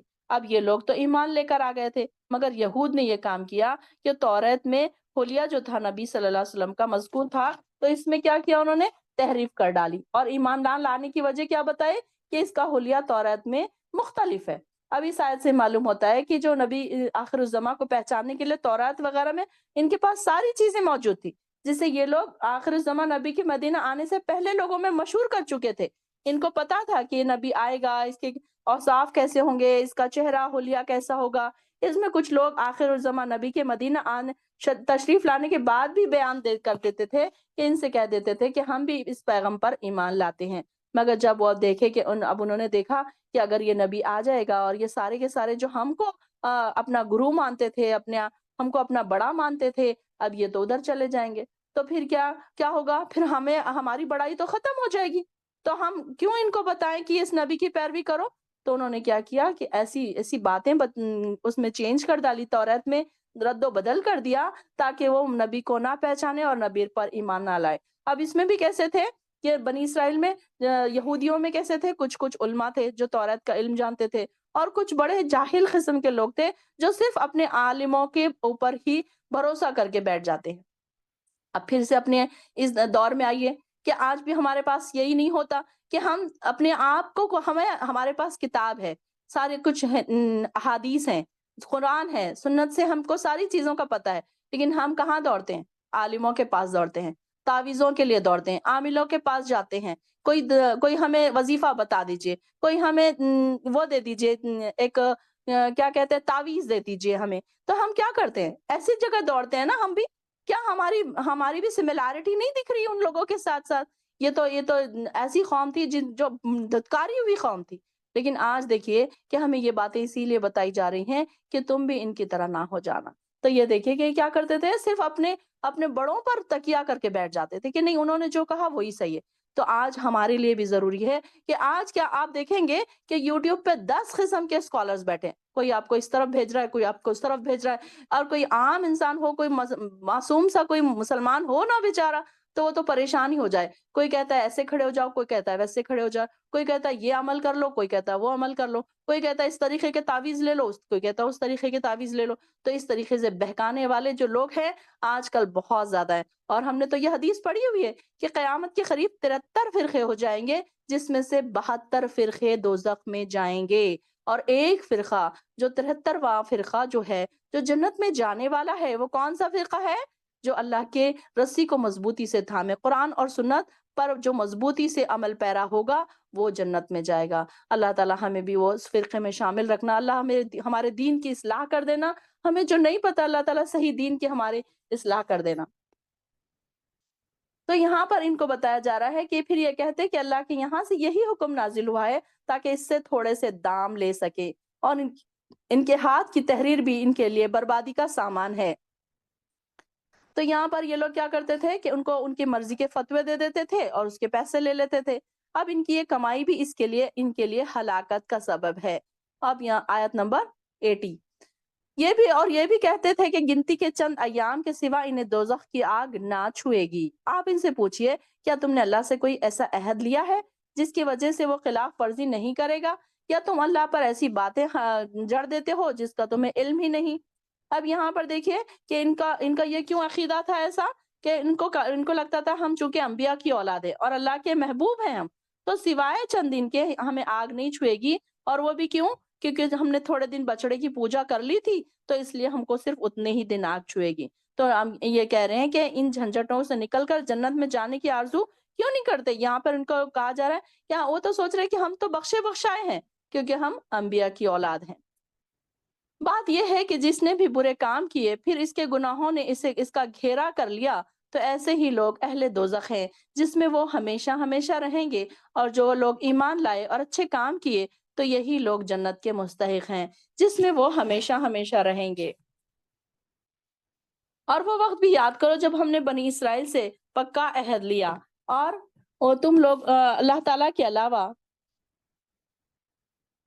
अलावा किसी की इबादत ना करोगे, और वालिदैन से, रिश्तेदारों, यतीमों, मिस्किनों से अच्छा बर्ताव करोगे, लोगों से भली बातें कहोगे, नमाज को कायम करोगे और ज़कात देते रहोगे, और फिर तुम में से सिवाय चंद लोगों के बाकी सब इस अहद से फिर गए। अब तक तुम इस अहद से एराज कर रहे हो। अब यहाँ पे देखिए कि इनसे भी यही वादा लिया गया था कि बिल वालिदैन एहसाना, सबसे पहले क्या है? वालिदैन का जिक्र है। इबादत में पहले तो अल्लाह ताला की इबादत, और उसके बाद अगर हुकूकुल इबाद जब आता है, तो उसमें क्या है? सबसे पहले वालिदैन का ज़िक्र आ रहा है, फिर रिश्तेदारों का आ रहा है, फिर यतीमों का आ रहा है, फिर मिस्कीनों का आ रहा है। और लोगों से भली बातें कहना भी एक बड़ी नेकी है। तो यहाँ फिर नमाज़ देखिए कि सबसे पहले नमाज़ का ज़िक्र नहीं कर दिया गया, बल्कि पहले रिश्तेदारों से बेहतरीन सुलूक। हमारे पास क्या होता है कि हम रिश्तेदारों से सुलूक करने के लिए बड़े पीछे हटते हैं कि उन्होंने फलाँ वक़्त ऐसे किया, फलाँ वक़्त ऐसे किया, अब हम उनसे बात नहीं करेंगे। मैंने तो उनको इतना किया था, उन्होंने मेरे साथ ऐसे किया। हम फ़ौरन ज़रा-ज़रा सी बातों में हम अपने आप के अंदर अकड़ पैदा कर लेते हैं। लेकिन आप देखेंगे कि जिनके अंदर ईमान का जज़्बा है, तक़वा है, ईमान का लेवल जिनके अंदर बढ़ा हुआ है, तो वो क्या है कि उनको फिर उनके अंदर ये बात नहीं रहती आजिज़ी, और इनके सारी रहती है कि चाहे हमारे साथ कोई कितना भी बुरा करे, हम उनके साथ अच्छा ही करेंगे। वो वक़्त भी याद करो जब हमने तुमसे पक्का वादा लिया था कि तुम आपस में खून-रेज़ी ना करोगे और अपने भाई-बंदों को इनके घरों से निकाल कर जिला वतन नहीं करोगे। फिर तुमने इन बातों को इकरार किया और इस चीज़ की तुम खुद गवाही भी देते रहे। फिर तुम ही वो लोग हो जो अपनों को कत्ल करते हो और अपने ही लोगों में से कुछ लोगों को इनके घरों से जिलावतन करते हो, और फिर जुल्म ज्यादती के खिलाफ चढ़ चढ़ कर आते हो। अगर वो लोग कैदी बनकर आ जाएं तो इनका फिदिया देकर इन्हें छुड़ा लेते हो, हालांकि इनका निकालना ही तुम पर हराम था। अब यहाँ पर देखिए कि मदीना में रसूलुल्लाह सल्लल्लाहु अलैहि वसल्लम की आमद से पहले मुशरिकीन मदीना के दो ग्रोह थे। ये मुशरिकीन मदीना की बात हो रही है। ये कबाइल, जो दो कबाइल थे, ओस और खजरज, मदीने में आबाद थे। और ये क्या करते थे? हमेशा आपस में लड़ते रहते थे। और यहूद मदीना के 2 कबाइल, बनु कुरैज़ा और बनु नज़र, इन अरब कबाइल के हलीफ बनकर इनको बाहम आपस में लड़ाते रहते थे। और क्या करते थे? बनु कुरैज़ा तो औस के हलीफ थे, यानी कि उनको अपने साथ ही रखते थे वो, और बनु नज़र कबीले खज़रज के। तो यहूद क्या थे? तादाद में कम थे, मगर ये मालदार कौम थी, और औस और खज़रज को लड़ा-लड़ा कर अपने सियासी फ़ायदे उठाते थे वो लोग, और अपने असलहा बेचते थे, जिसके ये ताजिर थे। अब इन यहूद की बिल्कुल मिसाल वैसी ही समझ लीजिए जो आज से कुछ मुद्दत पहले रूस और अमेरिका की थी। ये दोनों ताकतें इस्लाम की दुश्मन थी, और आपस में भी इनमें इख्तिलाफ था, लेकिन इस्लामी दुश्मनी में दोनों एक जगह हो गए। मुसलमान ममालिक को आपस में लड़ाते रहते थे, और इनमें से कोई एक मुसलमान का साथी बन जाता और दूसरा दूसरे का। इस तरह यहूद भी इसी तरीके से फ़ायदे उठाते रहे, और इनका असलहा भी फ़रोख्त होता रहा, और इसी तरीके से इनको सियासी फ़ायदे भी इनके बरकरार रहते रहे। तो यहाँ पर इनके लिए बताया जा रहा है कि ये लोग भी क्या करते थे कि इनको छुड़ा लेते थे। अब इनको क्या किया गया था? अल्लाह ने यहूद से 4 अहद लिए थे कि एक तो वो एक दूसरे का खून नहीं बहाएँगे, एक दूसरे को जिला-वतन नहीं करेंगे, और ज़ुल्म और ज़्यादती पर मदद नहीं करेंगे, और फ़िदया देकर कैदियों को छुड़ाया करेंगे। ये और अब कबीला औस और खज़रज की जंग में क्या हुआ? बनु कुरैज़ा और बनु नज़ीर भी आपस में दोस्त बन गए। होने की हैसियत से इन्होंने क्या किया? एक दूसरे के गले काटते थे, एक दूसरे को लड़ाते थे, اور جب ان کے کوئی بنو نذیر کے قیدی بھی ان کے ہاتھ آتے تو بنو نذیر ان کا فدیہ دے کر چھڑا لیتے تھے، یعنی کہ اپنے کوئی اگر آ گئے تو ان کو چھڑا لیتے اور دوسرے کوئی آ گئے تو ان کو قتل کر دیتے تھے۔ جب ان سے وجہ پوچھی جاتی ہے تو قیدیوں کو فدیہ دے کر چھڑانا اللہ کا حکم ہے، یہ کہتے تھے وہ۔ اور جب ان سے پوچھا جاتا کہ ان سے جو جنگ کرتے ہو وہ اللہ کے حکم کس حکم کے تحت کرتے ہو، تو کہتے ہیں کہ اپنے دوستوں کو ذلیل نہیں کر سکتے، اس لیے ہم کیا کرتے ہیں، ان کو فدیہ دے کر چھڑا دیتے۔ تو تین کام تو اللہ تعالیٰ کے حکم کے خلاف کرتے تھے، ایک کام اللہ کے حکم کے مطابق جس کا سبب وہ بھی وہ خود ہی بنتے تھے۔ تو اللہ تعالیٰ نے ان کی ایسی حرکت پر گرفت فرماتے ہوئے کہا، کیا تم اللہ کی کتاب کے کچھ حصے پر ایمان لاتے ہو اور کچھ کا انکار کرتے ہو؟ یہاں پر یہی بات بتائی گئی ہے۔ تو یہی لوگ ہیں جنہوں نے آخرت کے بدلے دنیا کی زندگی کو خریدا، لہٰذا ان سے نہ تو عذاب ہلکا کیا جائے گا اور نہ ہی ان کی کوئی مدد کی جائے گی۔ اور بے شک ہم نے موسیٰ کو کتاب دی، پھر ان کے بعد پے در پے رسول بھیجے اور عیسیٰ ابن مریم کو واضح معجزے عطا کیے اور روح القدس سے ان کی تائید کی۔ پھر جب بھی کوئی رسول ایسی کوئی چیز لایا تو تمہاری خواہش کے خلاف تھی تو تم اکڑ بیٹھے۔ آیت نمبر 88۔ رسولوں کا ایک گروہ ایسا تھا جسے تم نے جھٹلایا اور ایک گروہ کو تم نے قتل کر دیا۔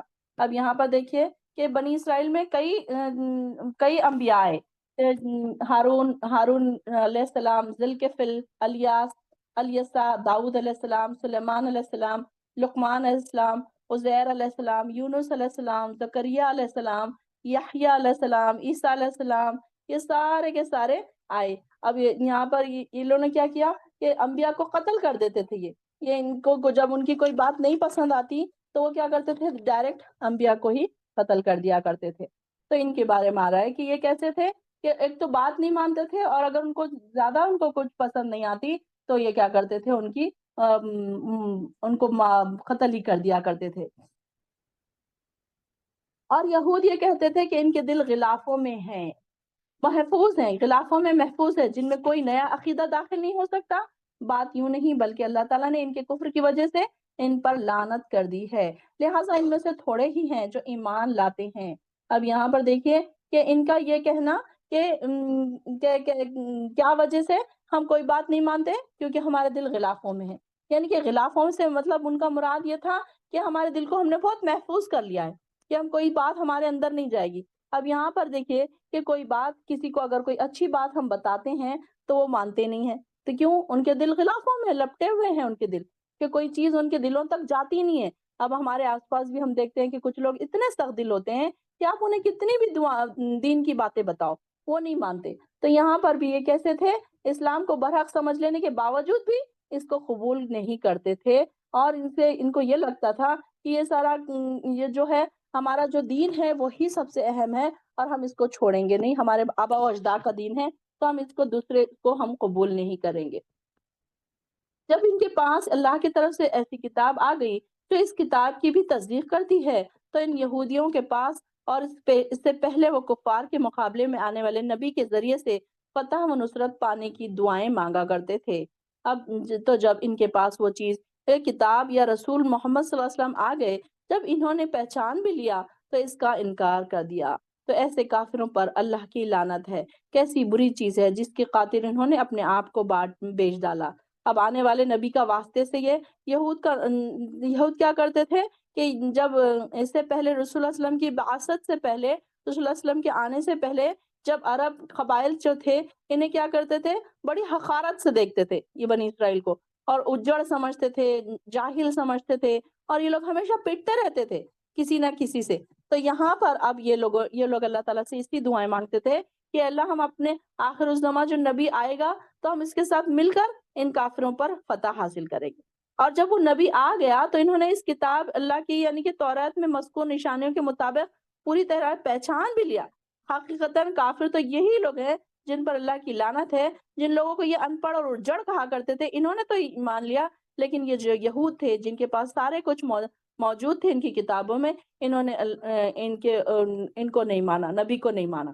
تو یہاں پر ان کے بارے میں آ رہا ہے کہ ان کے یہود کے جو بعض لوگ تھے، اصل وجہ یہ تھی کہ نبی آخر الزماں کی قوم سے کیوں نہیں آیا، ان کے دلوں میں بغض تھا، کینہ تھا، وہ سوچ رہے تھے کہ یہ ہماری نسل سے آئے گا، اب ہماری نسل سے آئے گا تو ہم اس پر ایمان لے کر آ جائیں گے، لیکن کیا ہوا کہ وہ دوسری نسل سے آ گیا۔ اب ان کو بڑا ہی اس بات کا دکھ تھا کہ یہ ہماری نسل سے نہیں آیا۔ اب ان کو یہ لگتا تھا نا کہ سارے انبیاء ہماری نسل سے آئے، ابراہیم علیہ السلام سے لے کر تو موسیٰ علیہ السلام تک سارے کے سارے انبیاء اسی جگہ سے آئے نا۔ تو اب یہ ان کو لگتا تھا کہ اب یہ نبی بھی ہماری طرف سے ہی آئے گا، ہماری نسل سے آئے گا۔ تو ہم اب یہاں پر جب ابراہیم علیہ السلام کے بجائے اسماعیل علیہ السلام کی نسل سے آگے، تو اب ان کے اندر بغض تھا، اناد تھا، تو یہ ان کو ماننے سے انکار انہوں نے کر دیا۔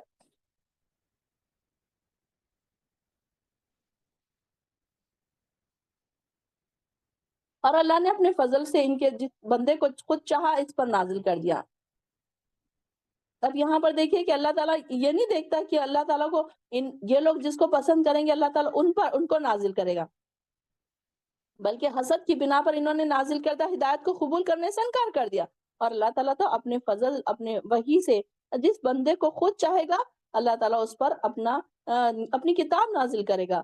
اور یہ کیا ہے، آیت نمبر 90 دیکھیے، اب یہ اللہ کے غضب پر غضب کے مستحق ہو گئے، یعنی کہ اللہ کے غصے کے ساتھ یہ لوٹے۔ اور اس کا ایسے کافروں کو ذلت کا عذاب ہوگا جب ان سے کہا جاتا ہے کہ اللہ نے جو کتاب قرآن اتاری ہے اس پر ایمان لاؤ، تو کہتے ہیں ہم تو اسی پر ایمان لاتے ہیں جو ہم پر نازل ہوئی تھی، اور جو کچھ اس توریت کے علاوہ ہو اسے وہ نہیں مانتے، حالانکہ وہ قرآن برحق ہے جو اس توریت کی بھی تصدیق کرتا ہے اور جو اس کے پہلے اس کے پاس ہے۔ اے پیغمبر آپ ان سے پوچھئے اگر تم اپنی ہی کتاب پر ایمان لانے والے ہو تو اس سے پہلے اللہ کے نبیوں کو کیوں قتل کرتے رہے؟ تمہارے پاس موسیٰ علیہ السلام کیسے واضح معجزے لے کر آئے تھے، پھر تم ان کی عدم موجودگی میں بچڑے کو معبود بنا ڈالا اور تم ہو ہی ظالم۔ یعنی کہ ان لوگوں نے کیا کیا، اب ان کی جو کتاب میں ہی لکھا ہوا تھا یہ سارے حضور صلی اللہ علیہ وسلم کا حلیہ وغیرہ سب، اس کے باوجود بھی کیا کیا انہوں نے کہ اس کا انکار کیا۔ اب ان کو یہی پوچھا جا رہا ہے کہ جب تم اپنی کتاب کو مانتے ہو تو پھر یہ ساری باتیں کیوں نہیں مان رہے؟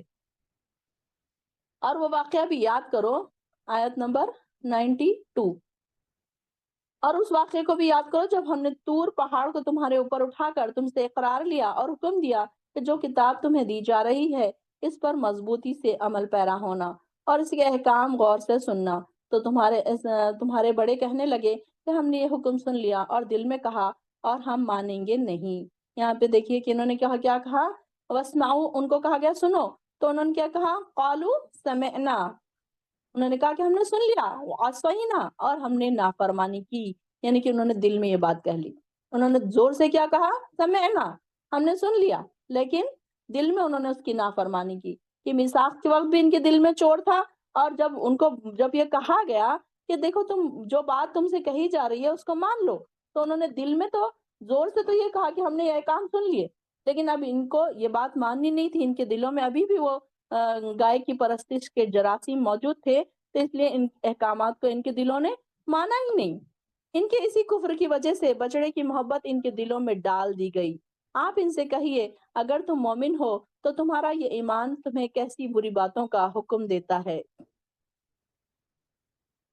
آپ ان یہود سے کہیے اگر آخرت کا گھر دوسرے تمام لوگوں کو چھوڑ کر صرف تمہارے لیے مخصوص ہے، تو اگر تم اپنے اس دعوے میں سچے ہو تو پھر مر کر فوراً اسے حاصل کرنے کی آرزو تو کرو۔ اب یہاں پر دیکھیے فَتَمَنَّوُا الْمَوْتَ، کہ ان سے کہا جا رہا ہے کہ تم موت کی تمنا کرو، کہ اگر تم سچے ہو، اگر ان کو کہا جا رہا ہے کہ بھائی تم کو تو جنت ہی ملنے والی ہے نا، پھر اگر تم کو جنت ملنے والی ہے تو تم موت کی تمنا کرو۔ کہ یہود کی دنیا سے محبت ہے پر ایک نہایت عمدہ وہ لکھا ہے کیا، کیونکہ جن لوگوں کو آخرت سے لگاؤ ہوتا ہے وہ دنیا پر اس قدر ریچھتے نہیں ہیں، دنیا کو اس طریقے سے نہیں پسند کرتے اور نہ ہی موت سے ڈرتے ہیں۔ مگر یہودیوں کا کیا حال تھا کہ بالکل اس کے برعکس، کہ اللہ تعالیٰ اس دلیل سے یہودیوں کے اس غلط دعوے کا رد فرما رہے ہیں کہ اگر آخرت کا گھر، اب ان کی جینے کی حوث بہت تھی، کہ ان میں سے کیسے تھے کہ یہ ایسے لوگ تھے یہ کہ حریص تھے جینے میں، کہ ایسے ظالموں کو اللہ تعالیٰ خوب جانتا ہے کہ جو گناہوں کے کاموں انہوں نے آگے بھیجے تھے، اللہ تعالیٰ انہیں علم ہے، اور اللہ انہیں ایسے ظالموں کو خوب جانتا ہے۔ آیت نمبر 95 چل رہا ہے۔ اور حقیقت حال یہ ہے کہ ان کے برعکس آپ انہیں زندہ رہنے کے لیے سب لوگوں سے زیادہ حریص پائیں گے، ان لوگوں سے بھی زیادہ حریص جو مشرک ہے۔ ان میں سے تو ہر شخص یہ چاہتا ہے کہ اسے 1000 سال کی عمر ملے اور اگر اسے اتنی عمر مل بھی جائے تو وہ اسے عذاب سے نہیں بچا سکیں گے۔ یعنی کہ یہود کی اپنی بدکرداریوں کی بات بتا رہے ہیں کہ مرنے کے بعد اگر کوئی خطرہ نظر نہیں آتا تو یہ لوگ کیا کریں، پھر اپنے موت کی تمنا کر کے دکھائیں۔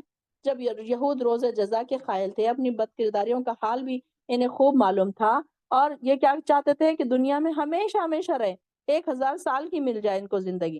تو ان کو یہ کہا جا رہا ہے کہ اگر تم 1000 سال کے بعد بھی مر کے آؤ گے تو تم کو عذاب تو بھگتنا ہی پڑے گا، کتنی بھی زندگی بڑی ہو، لیکن عذاب سے تو تم نہیں بچ سکو گے۔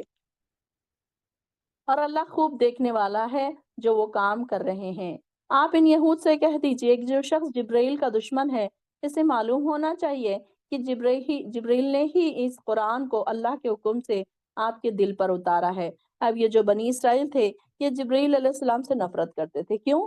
کیونکہ جبرائیل علیہ السلام ان کے اوپر ہمیشہ عذاب لے کر آتے تھے نا، تو یہ ان سے ہی نفرت کرتے تھے۔ تو ان کو کہا جا رہا ہے کہ جبرائیل نے تو وہی نازل کی، قرآن نازل کیا تھا، تو تم ان کو کیسے تم وہ کر سکتے ہو؟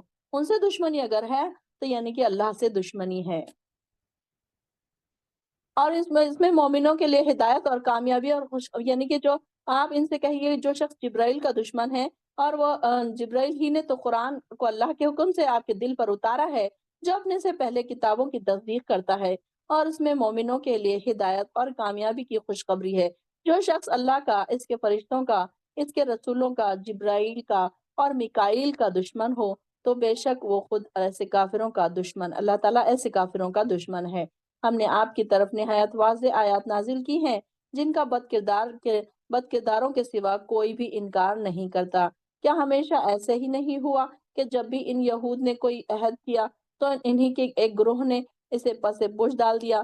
بلکہ حقیقت یہ ہے کہ ان میں سے اکثر ان پر ایمان ہی نہیں لاتے، اور جب بھی ان کے پاس اللہ کی طرف سے کوئی ایسا رسول آیا جو ان کے پاس موجود کتاب کی تصدیق بھی کرتا تھا تو انہیں اہل کتاب کے ایک گروہ نے اللہ کی کتاب کو یوں یوں پس پش ڈال دیا، یعنی کہ اپنے پیچھے ڈال دیا۔ پیچھے ڈالنے سے مراد یہ نہیں ہے کہ اس کو پیچھے رکھ کے آگے بیٹھ گئے، بلکہ اس کے احکامات کو چھوڑ دیا جیسے وہ اسے جانتے ہی نہیں۔ یہاں پر ان کے بارے میں آ رہا ہے کہ ہمارے پاس بھی کیا حال ہے کہ قرآن کے احکامات کو ہم نہیں مانتے، بلکہ ہم نے قرآن کو صرف اہمیت والی کتاب بنا کر رکھ دی ہے۔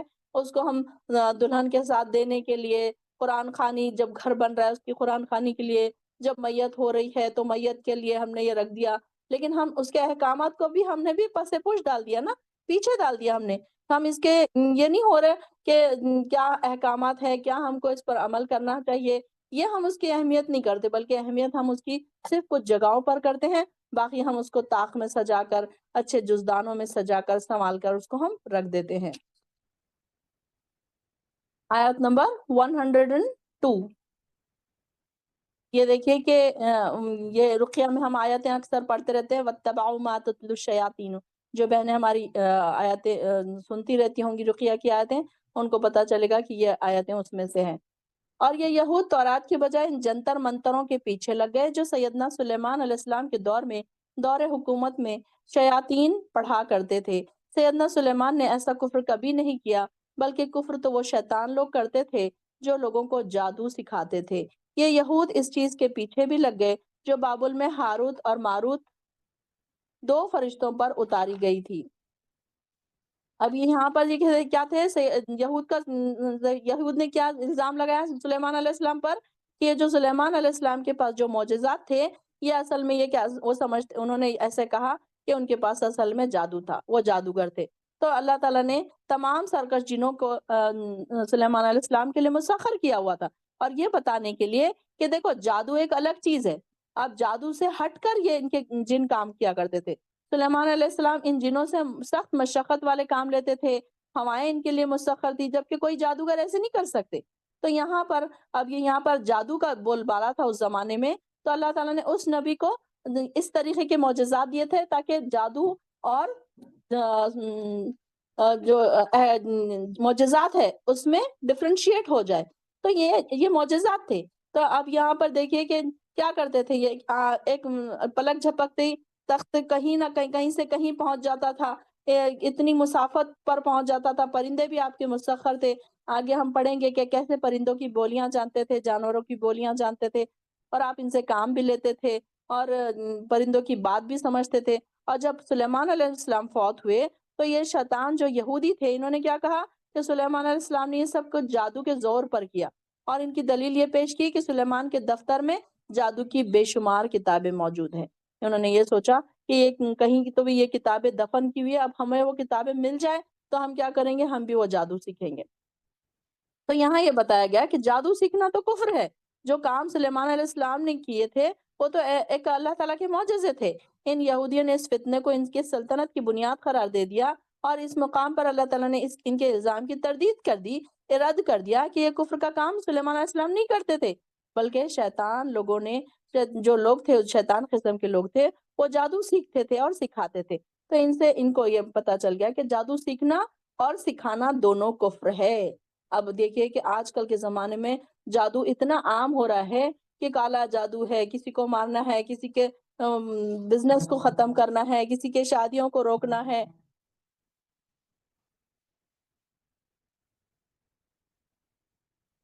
تو یہ ساری چیزوں کی وجہ سے کیا ہے،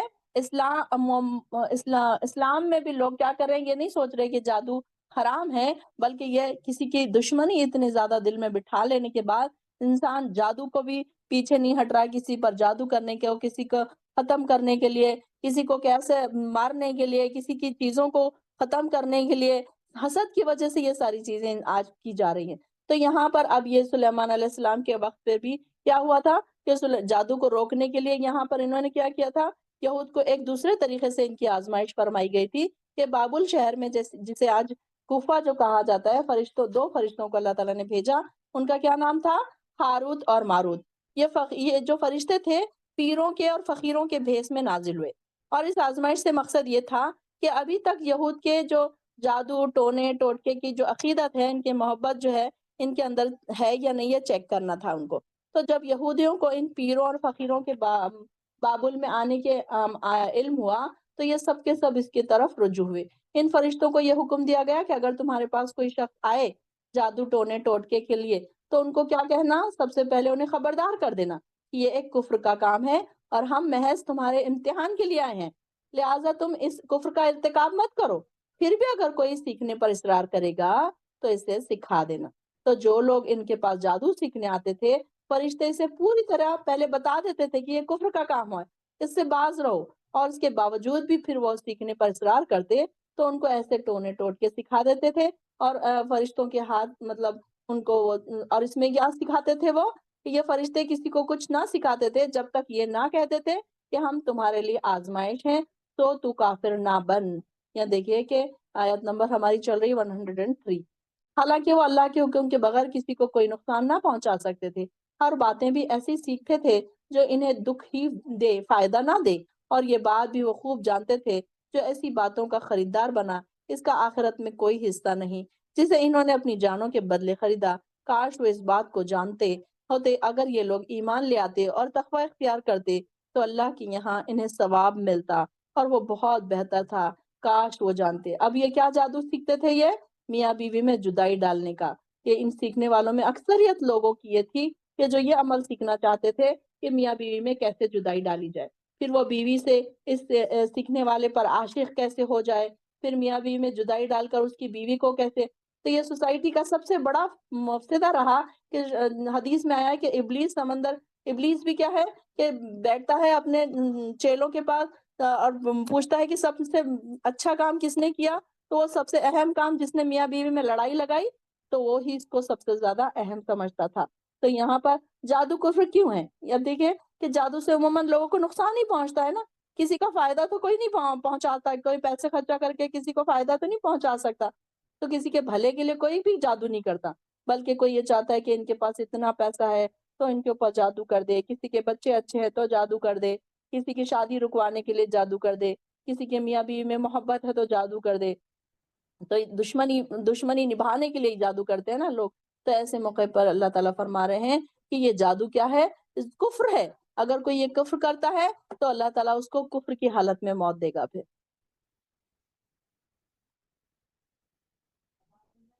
اے ایمان والو رائنا نہ کہو، یا ایھا الذین آمنو لا تقولوا رائنا، آیت نمبر 104، بلکہ اس کے بجائے انظرنا کہہ لیا کرو، اور اس بات کو پہلے ہی توجہ سے سنا کرو، اور کافروں کے لیے دکھ دینے والا عذاب ہے۔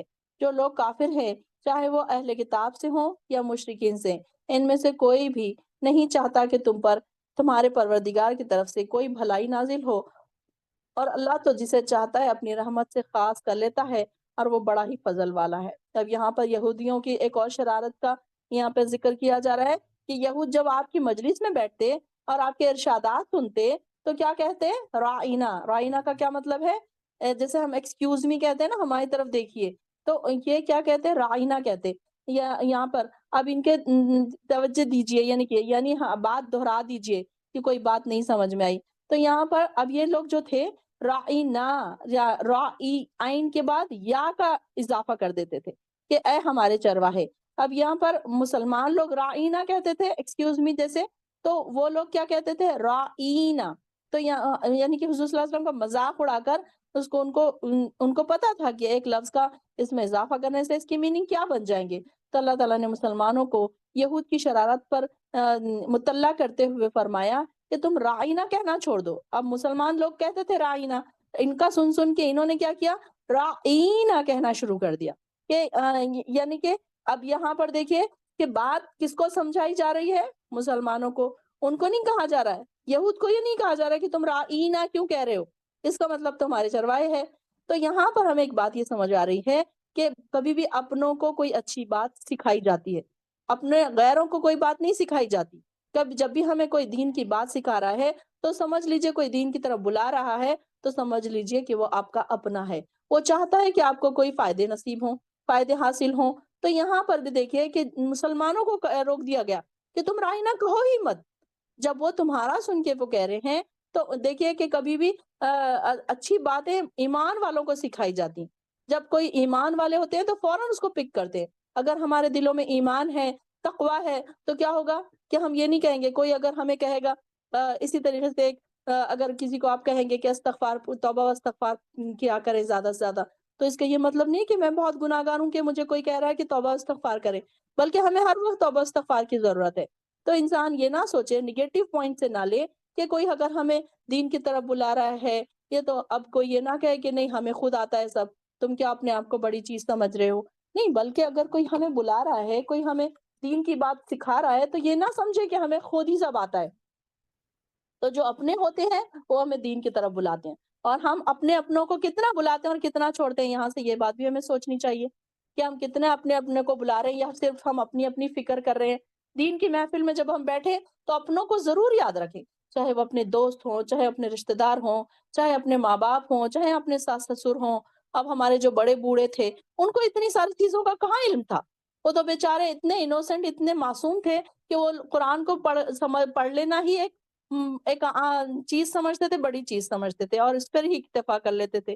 لیکن آج ہمیں یہ بات سمجھ آ رہی ہے کہ قرآن کو پڑھنا ہے، سمجھنا ہے، اس کے ڈیپتھ میں جانا ہے۔ تو جب تک اب ہمیں یہ ریئلائز ہو رہا ہے تو ہمارا کام ہے کہ ہمارے بڑوں کو بھی ہم سمجھائیں، لیکن اس میں حکمی انداز نہ ہو، ڈومینیٹنگ نہ ہو، بڑے ہی پیارے انداز میں ان کے سامنے بیٹھے آپ ان کو سنائیں، ان کو سمجھائیں کہ اس طریقے سے پڑھنا ہے۔ اور جسے تو اللہ چاہتا ہے اپنی رحمت سے خاص کر لیتا ہے، واللہ یختص برحمتہ من یشاء، واللہ ذو الفضل العظیم۔ اللہ تعالیٰ ہمیں بھی اپنی رحمت سے خاص کر لے۔ تڑپ کے دعا کیا کریں جب ایسے الفاظ سے گزرے نا، آپ اکیلے بیٹھے۔ اب آپ جب رمضان میں اکیلے ناظرہ پڑھا کریں گے تو آپ یہ الفاظ یا آیاتوں سے گزریں گے نا، تو آیاتوں سے تڑپ کے اس طریقے سے دعا کریں کہ اللہ تو اپنی رحمت سے ہمیں بھی خاص کر لے۔ کیا یہ اچھا ہوگا کہ اللہ تعالیٰ کے خاص بندوں میں ہمارا نام لکھا جائے گا، اللہ تعالیٰ ہمیں بھی خاص کر لے گا۔